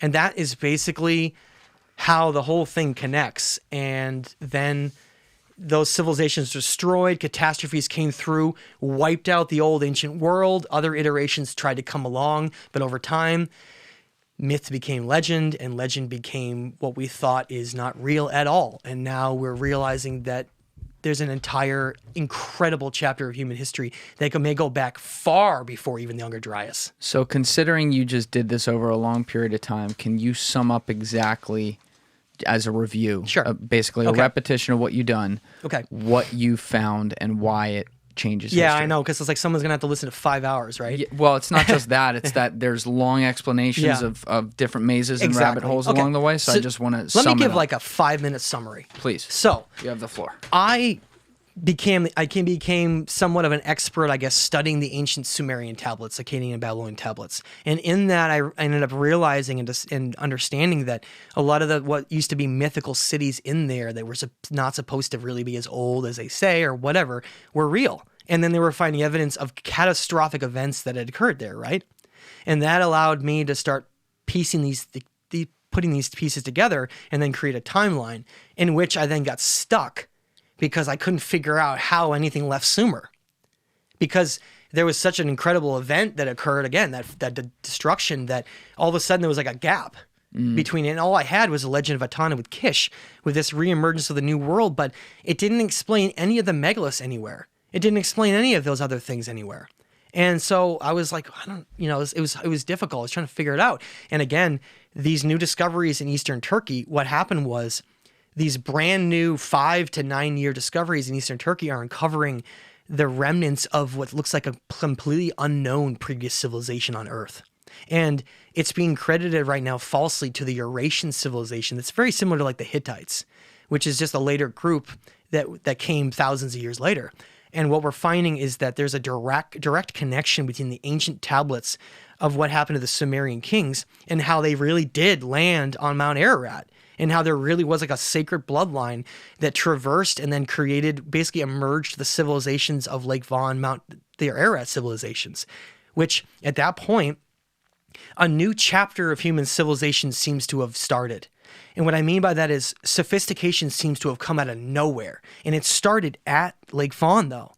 And then those giant megaliths and precision seemed to spread all over the world and created the Great Pyramids of Giza, and then eventually gave rise to the ancient Athenian civilization that predated the Greeks, and then the Atlantean civilization out in the Atlantic. And that entire story seems to be interconnected by both new archaeological sites, DNA testing, as well as these ancient bloodlines that we're studying. Amazing stuff, man. Amazing stuff. I mean, it's so cool to me that people, you can get really interested in something as you did. I mean, you were interested in this for a long time, but you really got into it like 10 years ago, and you just kind of keep going down, using all the public resources available, connecting with people in the space as well to get more voices and information. And then eventually you're able to land on the right thing and track down something that, again, like when I look at stuff like this, it's like, even if you're 30% right about stuff, this is huge. I mean, it is. There's a lot, right. There's a lot there. And like people like to talk about like in an urban mythological type way about El Dorado or Atlantis or something, but these are potentially insanely advanced civilizations that have existed in places that we can see right now that we have no concept of in this world, where we've made all this innovation and all these things that are supposed to be able to help us look back in time, and yet we seem to just take the one definition of things and look back only a certain way. It's an amazing thing, man. Yeah, and I feel very lucky to have this in my lap, and I want to do justice and be respectful of their story, our story. I want to tell it in the way that's try not to be biased or trying to inject my own things into it. I think that the ancient people were incredible, and I think that if anything, we're trying to get back to them, not the other way around. And the way that I look at this is, look, these discoveries in Eastern Turkey around Lake Von are so new that it's almost hard to wrap our heads around how new they are, because we haven't had anything new like that found in a long time. And they're, again, 5 to 9 years old.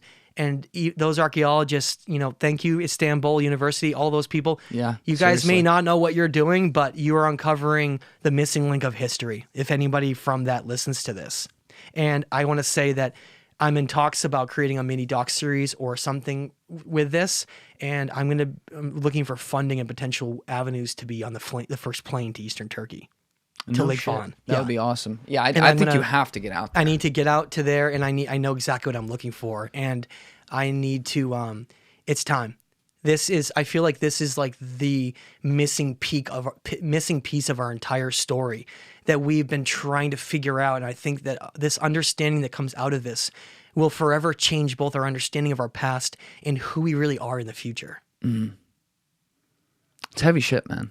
It's really fucking heavy. But, I've waited on, I wanted you to be able to go through this and land it all day, because we're on the second podcast now, obviously, and you've been going through all the context of everything. But along the way, as I've hinted when it's happened a few times, you've been going through the things that tie back to like pyramids. Okay, you want to talk about pyramids again, yeah. And stuff like that. So I haven't really stopped you from going off and going on to that all the way. But the pyramids are something that, I feel like the internet is so informed on at this point, and it's a mystery to me that I didn't get interested. I mean, I didn't get interested in a lot of this stuff until maybe like a year or two ago, in a lot of ways. So I still feel like such a novice new student to it. But we were looking at the Cuban ruins underwater earlier. They clearly have pyramid. I guess like elements there at the very least. They've been called by the geologists and others. It's impossible to be natural. Right. So we've looked at that. some things maybe we haven't talked as much about today is the evidence of that in South America as well. We know about the most famous ones in Egypt. There are other structures around the world that people have tied back to pyramids or similar technology, if you will, in air quotes there.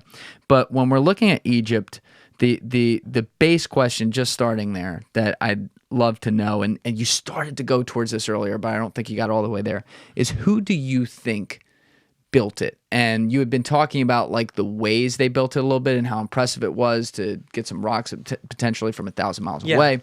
But what do you know about that? And also if you can relate it to other research like what Ben Van Kerkwyk has done, or even like Graham and Randall, like what seems to be the possibility there? So the academic world in terms of the doctrine of history is so stubborn and so incredibly controlled that even with the revelations that the amazing Robert Schoch did, which, by the way, if anything, I feel like Robert Schoch and Bavall are actually the true pioneers, because what they did is the Graham Hancock and Randall Carlsons came right after them, because what Robert Schoch did is that he was brought there from Robert Bavall. I don't know if you know the story. No, I don't. So Please Robert Bavall was, him and John Anthony West were the first two. They were the pioneers of all this. If you want to know how this whole alternative history, lost civilizations, you want to know where it started? It started with them. And I want to give them credit for that, because I think sometimes it gets lost, because John Anthony West, what a hero he was. He's passed away now, but he was a great, great man. And what he was a genius. He was dating the Sphinx and the enclosure and the pyramids of Egypt so far back that even the dating that Graham Hancock and Randall are arguing wasn't even far back enough. And the reason I say that is because there's a term in ancient Egypt called Tepe.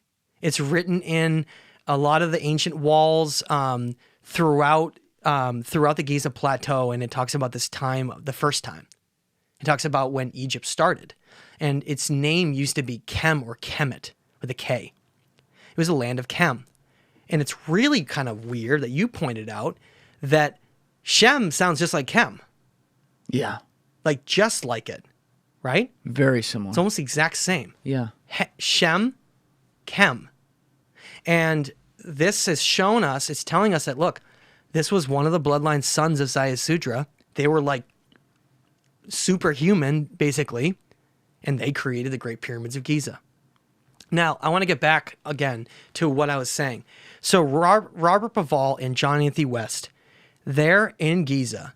And this is what, like 1988, 1991 or some, I don't know. I might not get that date exactly right. But they're there before anybody is talking about this. And they're looking at the Sphinx enclosure and they're realizing that, look, this is not caused by wind erosion. This is caused by weather erosion, 100%, like clearly. And they're aligning the king and queen's chamber in the Great Pyramid to star constellations of Sirius and Orion's belt. And they're realizing, hey, these don't line up. These don't line up 4,000 or 5,000 years ago at all. And then they're like, well, we don't have any pharaohs ever buried in them. We know they're not tombs. In fact, the entire story about Khufu may have been a complete fabrication. There's strong evidence, and I don't remember the gentleman's name off my head. There's strong evidence of the person who discovered that name written fabricated it himself. That there's never a name ever of Khufu anywhere in the Great Pyramid at all. And to this day, we find it only in one place. So weird, right? Yes. Because Khufu had nothing to do with it. In fact, the pyramids were likely built 10,000 years or more before Khufu. So this is how the story went, for a little history lesson on people. John Anthony West and Robert Bavall, they contact an awesome geologist who they're friends with named Robert Schoch. And Robert Schoch is a trained geologist. And at first, he was apprehensive of the whole concept they were trying to push for, which is like exactly what you want. You want to have a scientist who isn't biased on any kind of an answer and is there to just look at the evidence. And that's what he did. They flew him out to Giza. Robert Bavall walked up, and he's like literally one of the best geologists in the world. He walks up to the walls, and he looks at it, and he's like, that's not wind erosion. Boom. And he then sat down, and I think he had to try to wrap his head around changing the paradigm, because I don't think at that point he had thought that was going to be what he expected, as far as I know of Robert Schoch's story, and I love that man very much. But then he proposed it, and you think Graham Hancock got lambasted? Oh, yeah. That's Robert Schoch was a full-on academic who's got multiple degrees, and he was a very well-trained geologist, and he got completely destroyed. He proposed that the Sphinx enclosure was water and not wind, and because there hasn't been enough water on the Giza Plateau until at least 12,000 years ago, all of a sudden we got a problem. Okay? And so that's how the whole thing started. Meanwhile, Graham Hancock goes to Ethiopia, and he's as part of a journalism exploit, and he finds out that, shoot, they supposedly had the Ark of the Covenant here? And so it's interesting how these men got started and how all this whole thing started, but that's how it all started. If for a little history lesson, if everybody forgot.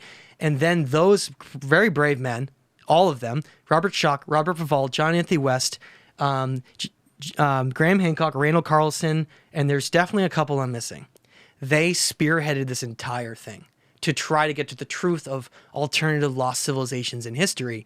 And Jonathan West believed that looking at the alignments of Leo with the Great Sphinx, that he believed that Tepe was referring to 38,000 years ago. Okay, so we're going to call it 40. So we can just call it 40 to stop you for a minute. I hate that it's like even labeled like alternative history or anything. It should be, I'm not going to think of a good name off the top of my head, but like, we are exploring things that we are constantly mounting evidence for. We don't have the hardest evidence to say absolutely this, absolutely that, including anything you've said today. So that just points out half the problem right there, but please continue. So then we started to have to relook at, well, what did the pyramids really get built for? Like, we already knew that they weren't built as tombs. There was no tombs. There were false boxes, false sarcophagi.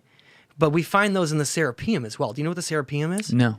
Serapeum is this unbelievable subterranean chamber that goes down under Giza into the aquifer water systems. And there are these granite boxes that are like 50, 60 tons underground, and they're bigger than the entrance to get in. So like nobody has any comprehension of how they built them, how they got down there, or what their purpose was. But we find this signature across Giza.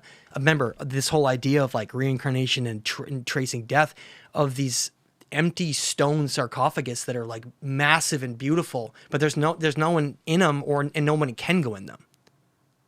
So what that means, we still don't know. But they're not for Apis bulls, I can tell you that. They're not for what? The Egyptian authorities with Zahi Hawass say that they were created to bury the bones of Apis bulls as a ceremonial thing. And it's just, there's no evidence of that in the whole, that the more they try to like create these theories for why things are built, the more that anyone's well-educated that's least open-minded is getting frustrated because it's stupid. Yeah. And so the Great Pyramids of Giza, they seem to have been built by this lost civilization that understood cycles. Now, if you look at it, it's built exactly on what's called the 30th parallel. Okay. Now, what's bizarre, as I was mentioning, that civilizations didn't seem to care just at the availability of water and other things. It was about energetically and being in this certain location. Now, the 30th parallel is an region of Earth that covers this line across above the equator, right? When we look at some of the most ancient sites on Earth, you ready for this? Yes. The Great Pyramids of Giza, Eridu, and the Sumerian cities, as well as places like Angkor Wat in Southeast Asia, and some others, they're exactly found on the 30th parallel. Exactly. It means that around the world, they're exactly on the same line. Like everything was done on purpose. Like everything. And how far back again is the estimation? You know, and like I said, John Anthony West wrote a fantastic book called Serpent in the Sky. That's what it's called, right? Because, and I have this whole theory where the law of correspondence above and below, I believe that the pre-Diluvians, the cities of Sumer, like Eridu and Shuruppak, and the Euphrates River were actually designed to mimic the constellation of Eridanus. There's a constellation called Eridanus that is supposed to be the serpent in the sky. And it leads from Orion's belt. So if we look at these ancient Sumerian cities and the Euphrates River and how Göbekli Tepe is at the headwaters, just so you know, Göbekli Tepe is at the headwaters of the Euphrates River, the very beginning of it. Okay, and these other cities are at the end, and then the Great Pyramids of Giza are built to be basically the three belt stars of Orion. And what it shows you is that it's like they're trying to make the constellations in the sky. Do you think there was? Does that make sense? Yeah, I mean, this is a wide open question that I guess the answer is yeah, possibly. But when I start seeing perfection like that on a mass scale, yeah, not just in person, but when you talk about distance across society, yeah, and I consider maybe the lack of certain innovations that even advanced civilizations had, which we've talked about already today, I'm like, this has to be something otherworldly doing this. That's what I mean. I spent about 30 minutes talking about the Anuna. Because how could that not be? Yeah. I think it's what is that? Okay, there's a famous quote that, Sherlock Holmes, who wasn't really a detective, but he wrote the books, right? I love that quote he says because I use it in all my last two books. He has this quote in there about when you're trying to figure something out. Do you remember this? No. His famous quote is, can you pull it up really quick? I don't want to butcher it. Yeah. Just look up Sherlock Holmes quote. His name is not really that. Sir Arthur Doyle. Sir Arthur Doyle quote about what? I want you to read it really quick because I don't want to accidentally say it wrong. Sir Arthur Doyle, just say his quote. It's the most famous quote in history. Whatever remains, it must be the truth. It's I think it's have mediocrity knows nothing higher than itself. Just type whatever remains must be the truth. Yeah. So and okay, you want the quote? Yeah. Please read it because I want to make sure I don't get it wrong. Let me pull it over here. Yeah, I think it's one of the most profound quotes ever said. When you have eliminated the impossible, whatever remains, however improbable, must be the truth. Thank you. So what you just said, it's so hard to wrap our heads around what the Anuna are and what they could be, or even just what the influences that gave rise to any of these civilizations were and the knowledge. But at the end of the day, I have to admit, it seems impossible. It's purely just humans with no influences. And I think that that's the bottom line, is that everything that I've uncovered and many others, I think even like some others, I won't mention them names, would admit too, is that it just seems completely impossible, like that quote said, that all that remains that makes sense is that all that knowledge and all those things that were brought and all that, it wasn't from here. That's it. It wasn't from here. And I think that's the best way to say it. Possible. So you wanted to hear about the Great Pyramid of Giza. Yes. We talked about its location. It's really weird, and I think someone like Graham Hancock's a lot better at discussing it than I am, but if you look at the Great Pyramid of Giza, it's like a half ratio of the entire Earth. Perfect. And if you look at the location it is on the Earth, the location it is the same number of the speed of light and everything. Its stuff is mind-blowing. The more Can you explain that, please? Yeah. So look up the location of, say, Pyramid of Giza and speed of light, first of all. Okay.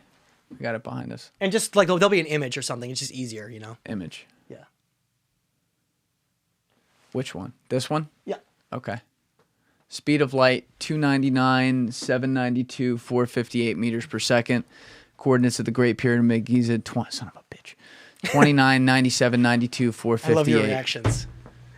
So we're Is that real? Yes. That's not a meme? No. We're talking about something that is, I told you, these people were smarter than we are. We think we're so advanced with iPhones and stuff, but I think we're pretty dumb, actually, to be honest. So not only that, but now type in Great Pyramid ratio of Earth. Great Pyramid of Giza? Yeah. And then go to images again. Okay. Ratio of Earth. Images. Yeah. Oh, so Graham talks about this. Again, like I say, it's not what we think. It's built to be an exact replica of half the hemisphere of the entire planet. On a triangular basis without the circumference. Yes. space. It's perfectly mathematically tuned to perfection to not only... Because the Earth is not... It means that they knew the exact ratios and size of the entire planet. Right, because if I'm remembering this correctly, obviously the Earth is round, but it's not a perfect... It's a sphere. It's not a perfect circle. It's a spheroid. It's a spheroid, I guess, is what it's technically called or something. Yeah. So, again, we're talking about people that literally knew not only the circumference of the Earth, but the distance between the sun and the moon. Oh my God. So they designed a structure to literally mimic the cosmos to be in the precise location of the Earth that I believe had two functions. First function is I think that if you look at something like the King's Chamber, it seems to be this, and everybody that goes there that's spiritual says the same thing, seems to be this incredibly energetic, highly conscious place that if you go, you have like profound experiences. Everybody says that. Okay? Everyone. And secondly, it seems to be because the 3 stars are mimicking the 3 belt stars of Orion, and it's in that specific spot on the Earth. I have nothing, the way that I can describe it is they seem to be somehow either manipulating or balancing the energy of the entire planet. Like the magnetosphere of the planet. Because underneath the Great Pyramids of Giza, we Symbolically, or are you saying? No, literally. Like energetically. So the reason I say that is we know that water is a superconductor of electricity, right? Underneath the Great Pyramids, we find all 3 pyramids are built specifically on a place where the aquifer water systems came up and interacted with all the sacred geometry and like all these different things to create like a harmonic balance of energy there. So perfectly that not only that, but it's based on like our entire planet and the ratio and distances from the moon and sun. They seem to be creating some kind of a system to... All I can think of is to try to prevent their entire destruction. That's the only thing I can think of, is to somehow have like a management energy potential technology or something to be able to balance the magnetic poles of the planet, or at least the energetic balance of the planet. Yeah, I assume, I'm going to put this in the corner of the screen. I assume you've seen like this meme where it shows the pillars below with the pyramids. And I'm not saying... No, there's lots of subterranean stuff underneath there, though. I'm not saying that this is what it is. But the idea of this meme that's been created online is that we're looking at things surface level and we're not looking at what things really are. It is true, though. There's well documented that if Zahi Was ever moves aside, there is more underneath Giza than there is above it. How does this man... this piece of shit, I love it, have so much power? Because he was put in power and he has it all because they need someone that is going to... He's one guy that until I saw a video, I never fucking heard of him. Yeah, but it's not him at all. That's the thing that people need to understand, that he's just a puppet. He's got nothing to do with any of it. How old is he now? Probably like 75. All right, so he's on his way He's out. just the puppet mouthpiece of the system. But someone's just going to replace him. Well, that's the idea, is that... But I don't know if that model really is able to work anymore. I think that the old model of putting these corrupted archaeologists, sort of like putting a corrupt government in place for your own means, by the way, is sort of like, is just satisfying some kind of an interest externally. Yeah, I mean, Okay, now I want to add another layer to this for Egypt. It just doesn't make sense. I want to add another layer. Now, you walk outside and you see a cell phone tower, and it's like triangulating cell phone receipt, blah, blah.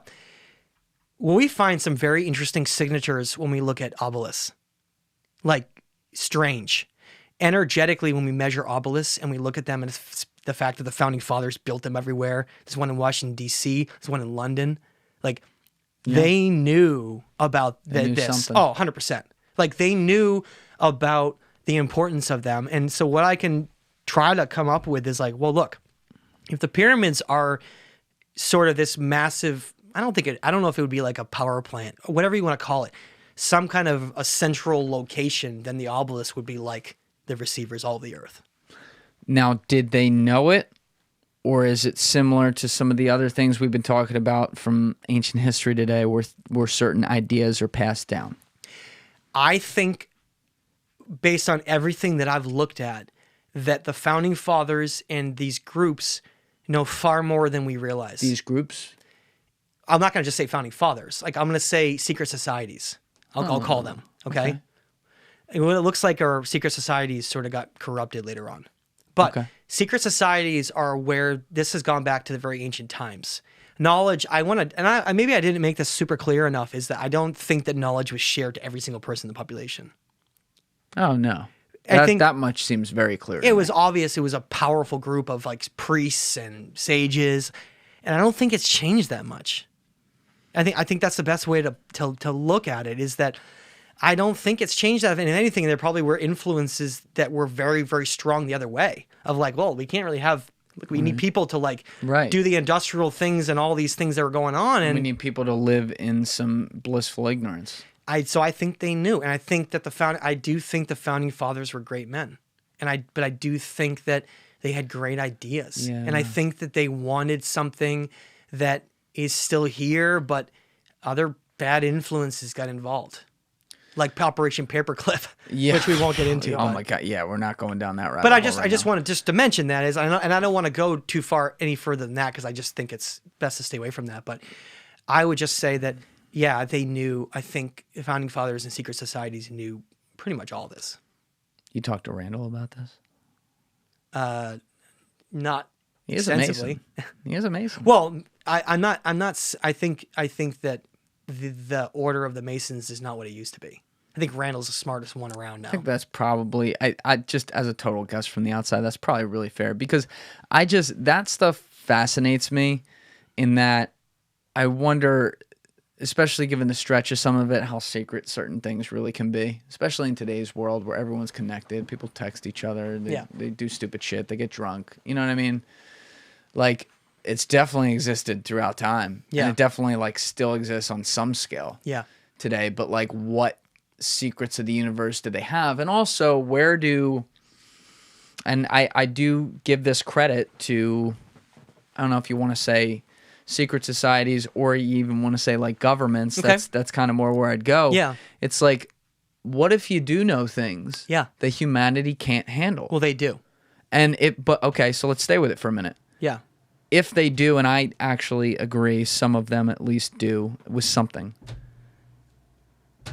If they can simulate the fact that humanity can't handle it, as much as I want to fucking know, believe me, I want to know.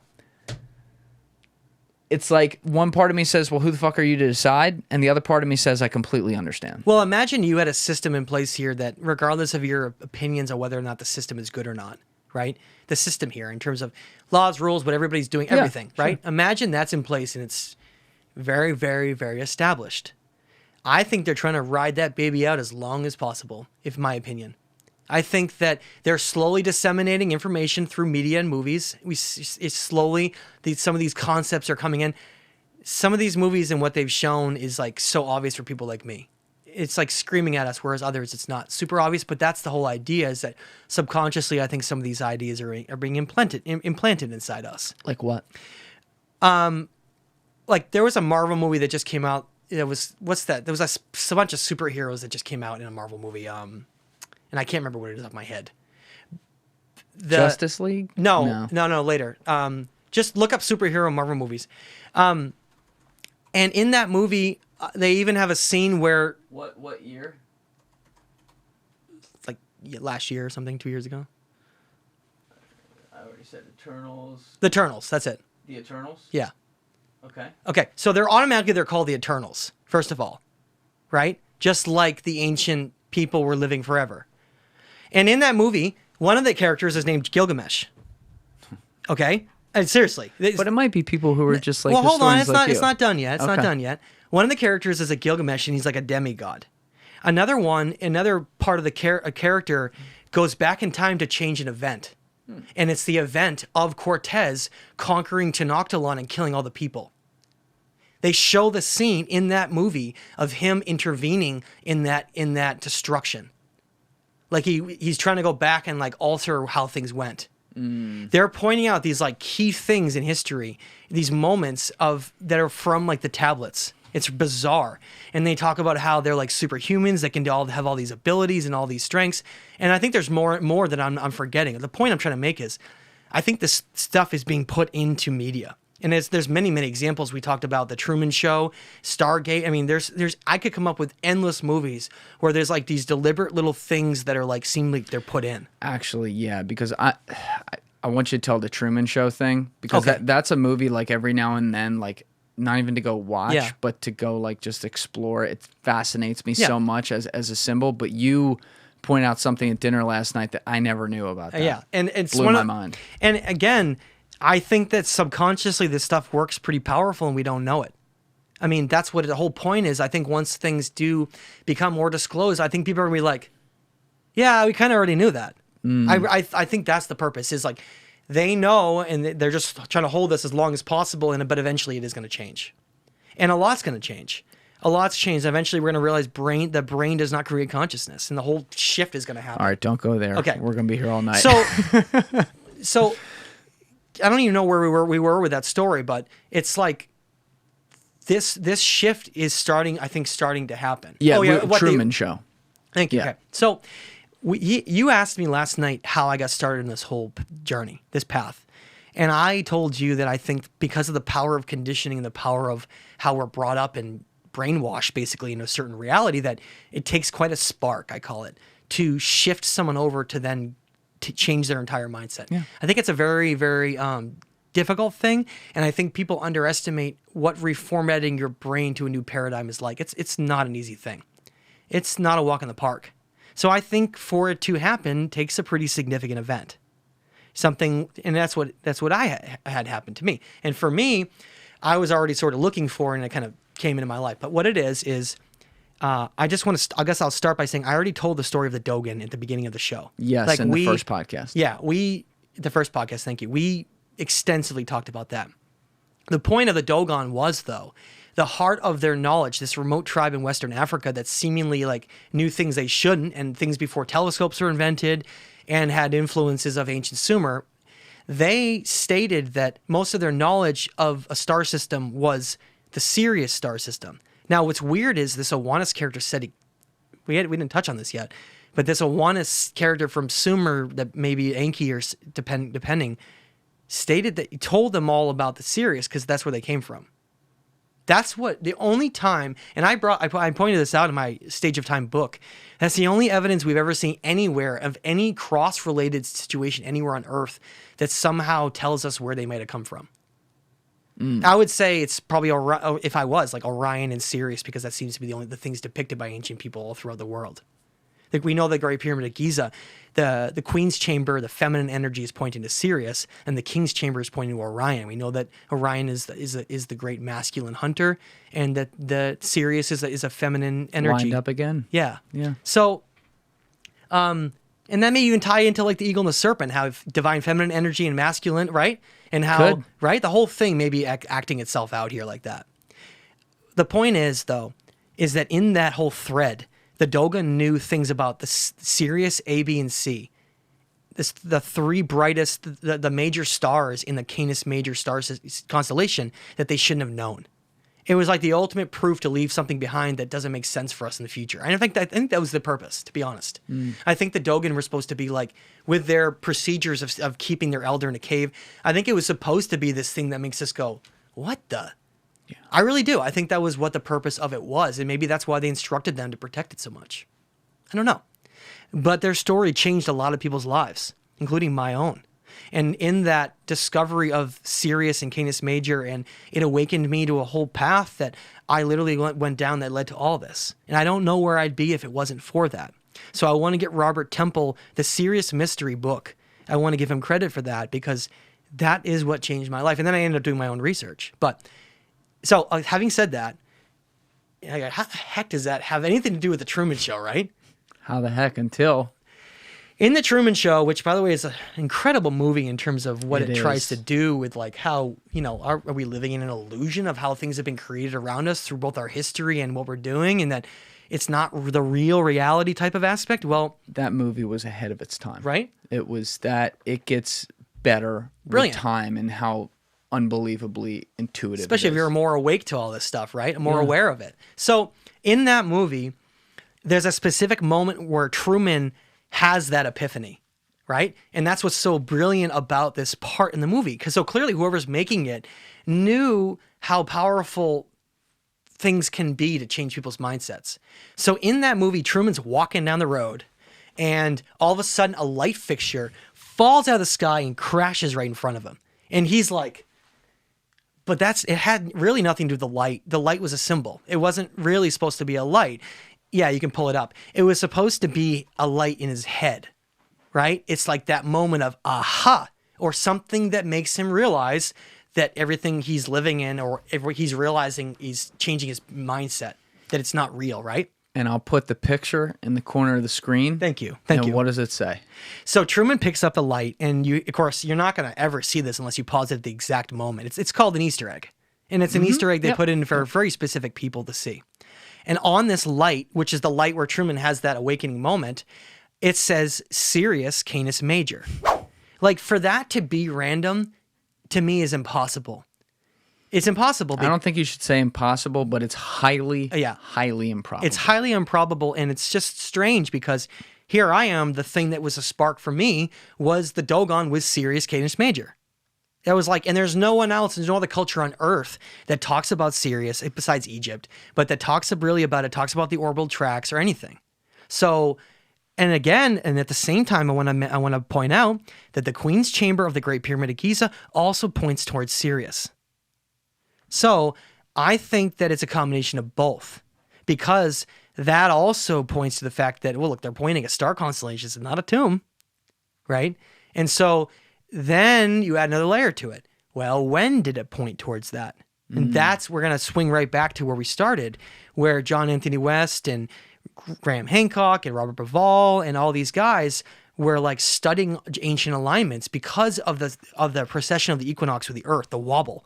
It does not face the same place throughout all time. It faces different positions based on different ages. Now, if people don't know that, each age where is a zodiac is 2,100 years. Okay? So the entire zodiac is like 25,000 years. That's called the Great Year. That's how they track time. The ancient people of Göbekli Tepe would track time based on the Great Year. So their year was 25,500 years, 26,000 years. And so what it means is that because the Earth only points towards specific constellations at certain time periods every 2,100 years, they try to align both Orion and Sirius with the Great Pyramid of Giza, and they could not do it until at least 13,000 years ago.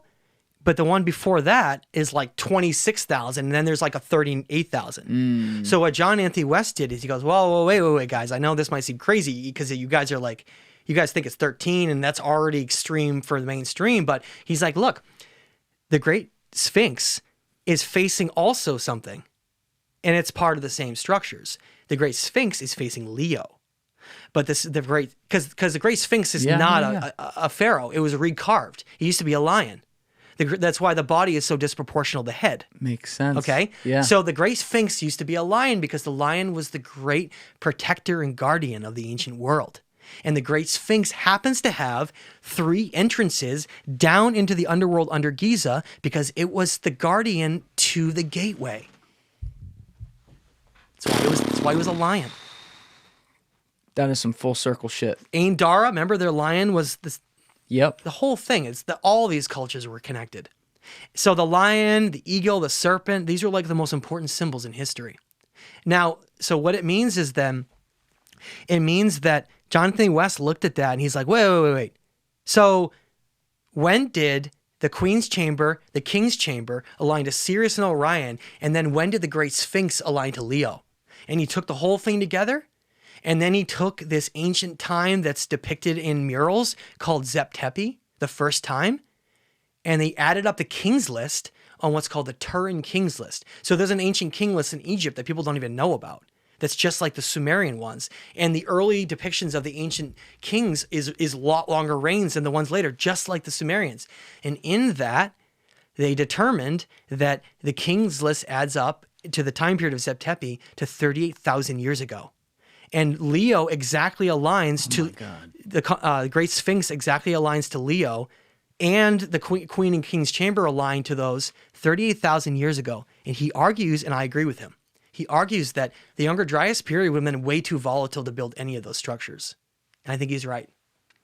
I think that the Great Pyramids of Giza and the Sphinx are 38,000 years old. And if Atlantis is 50,000 years old, it makes complete sense because supposedly the Great Pyramids of Giza were created out of the ashes of Atlantis.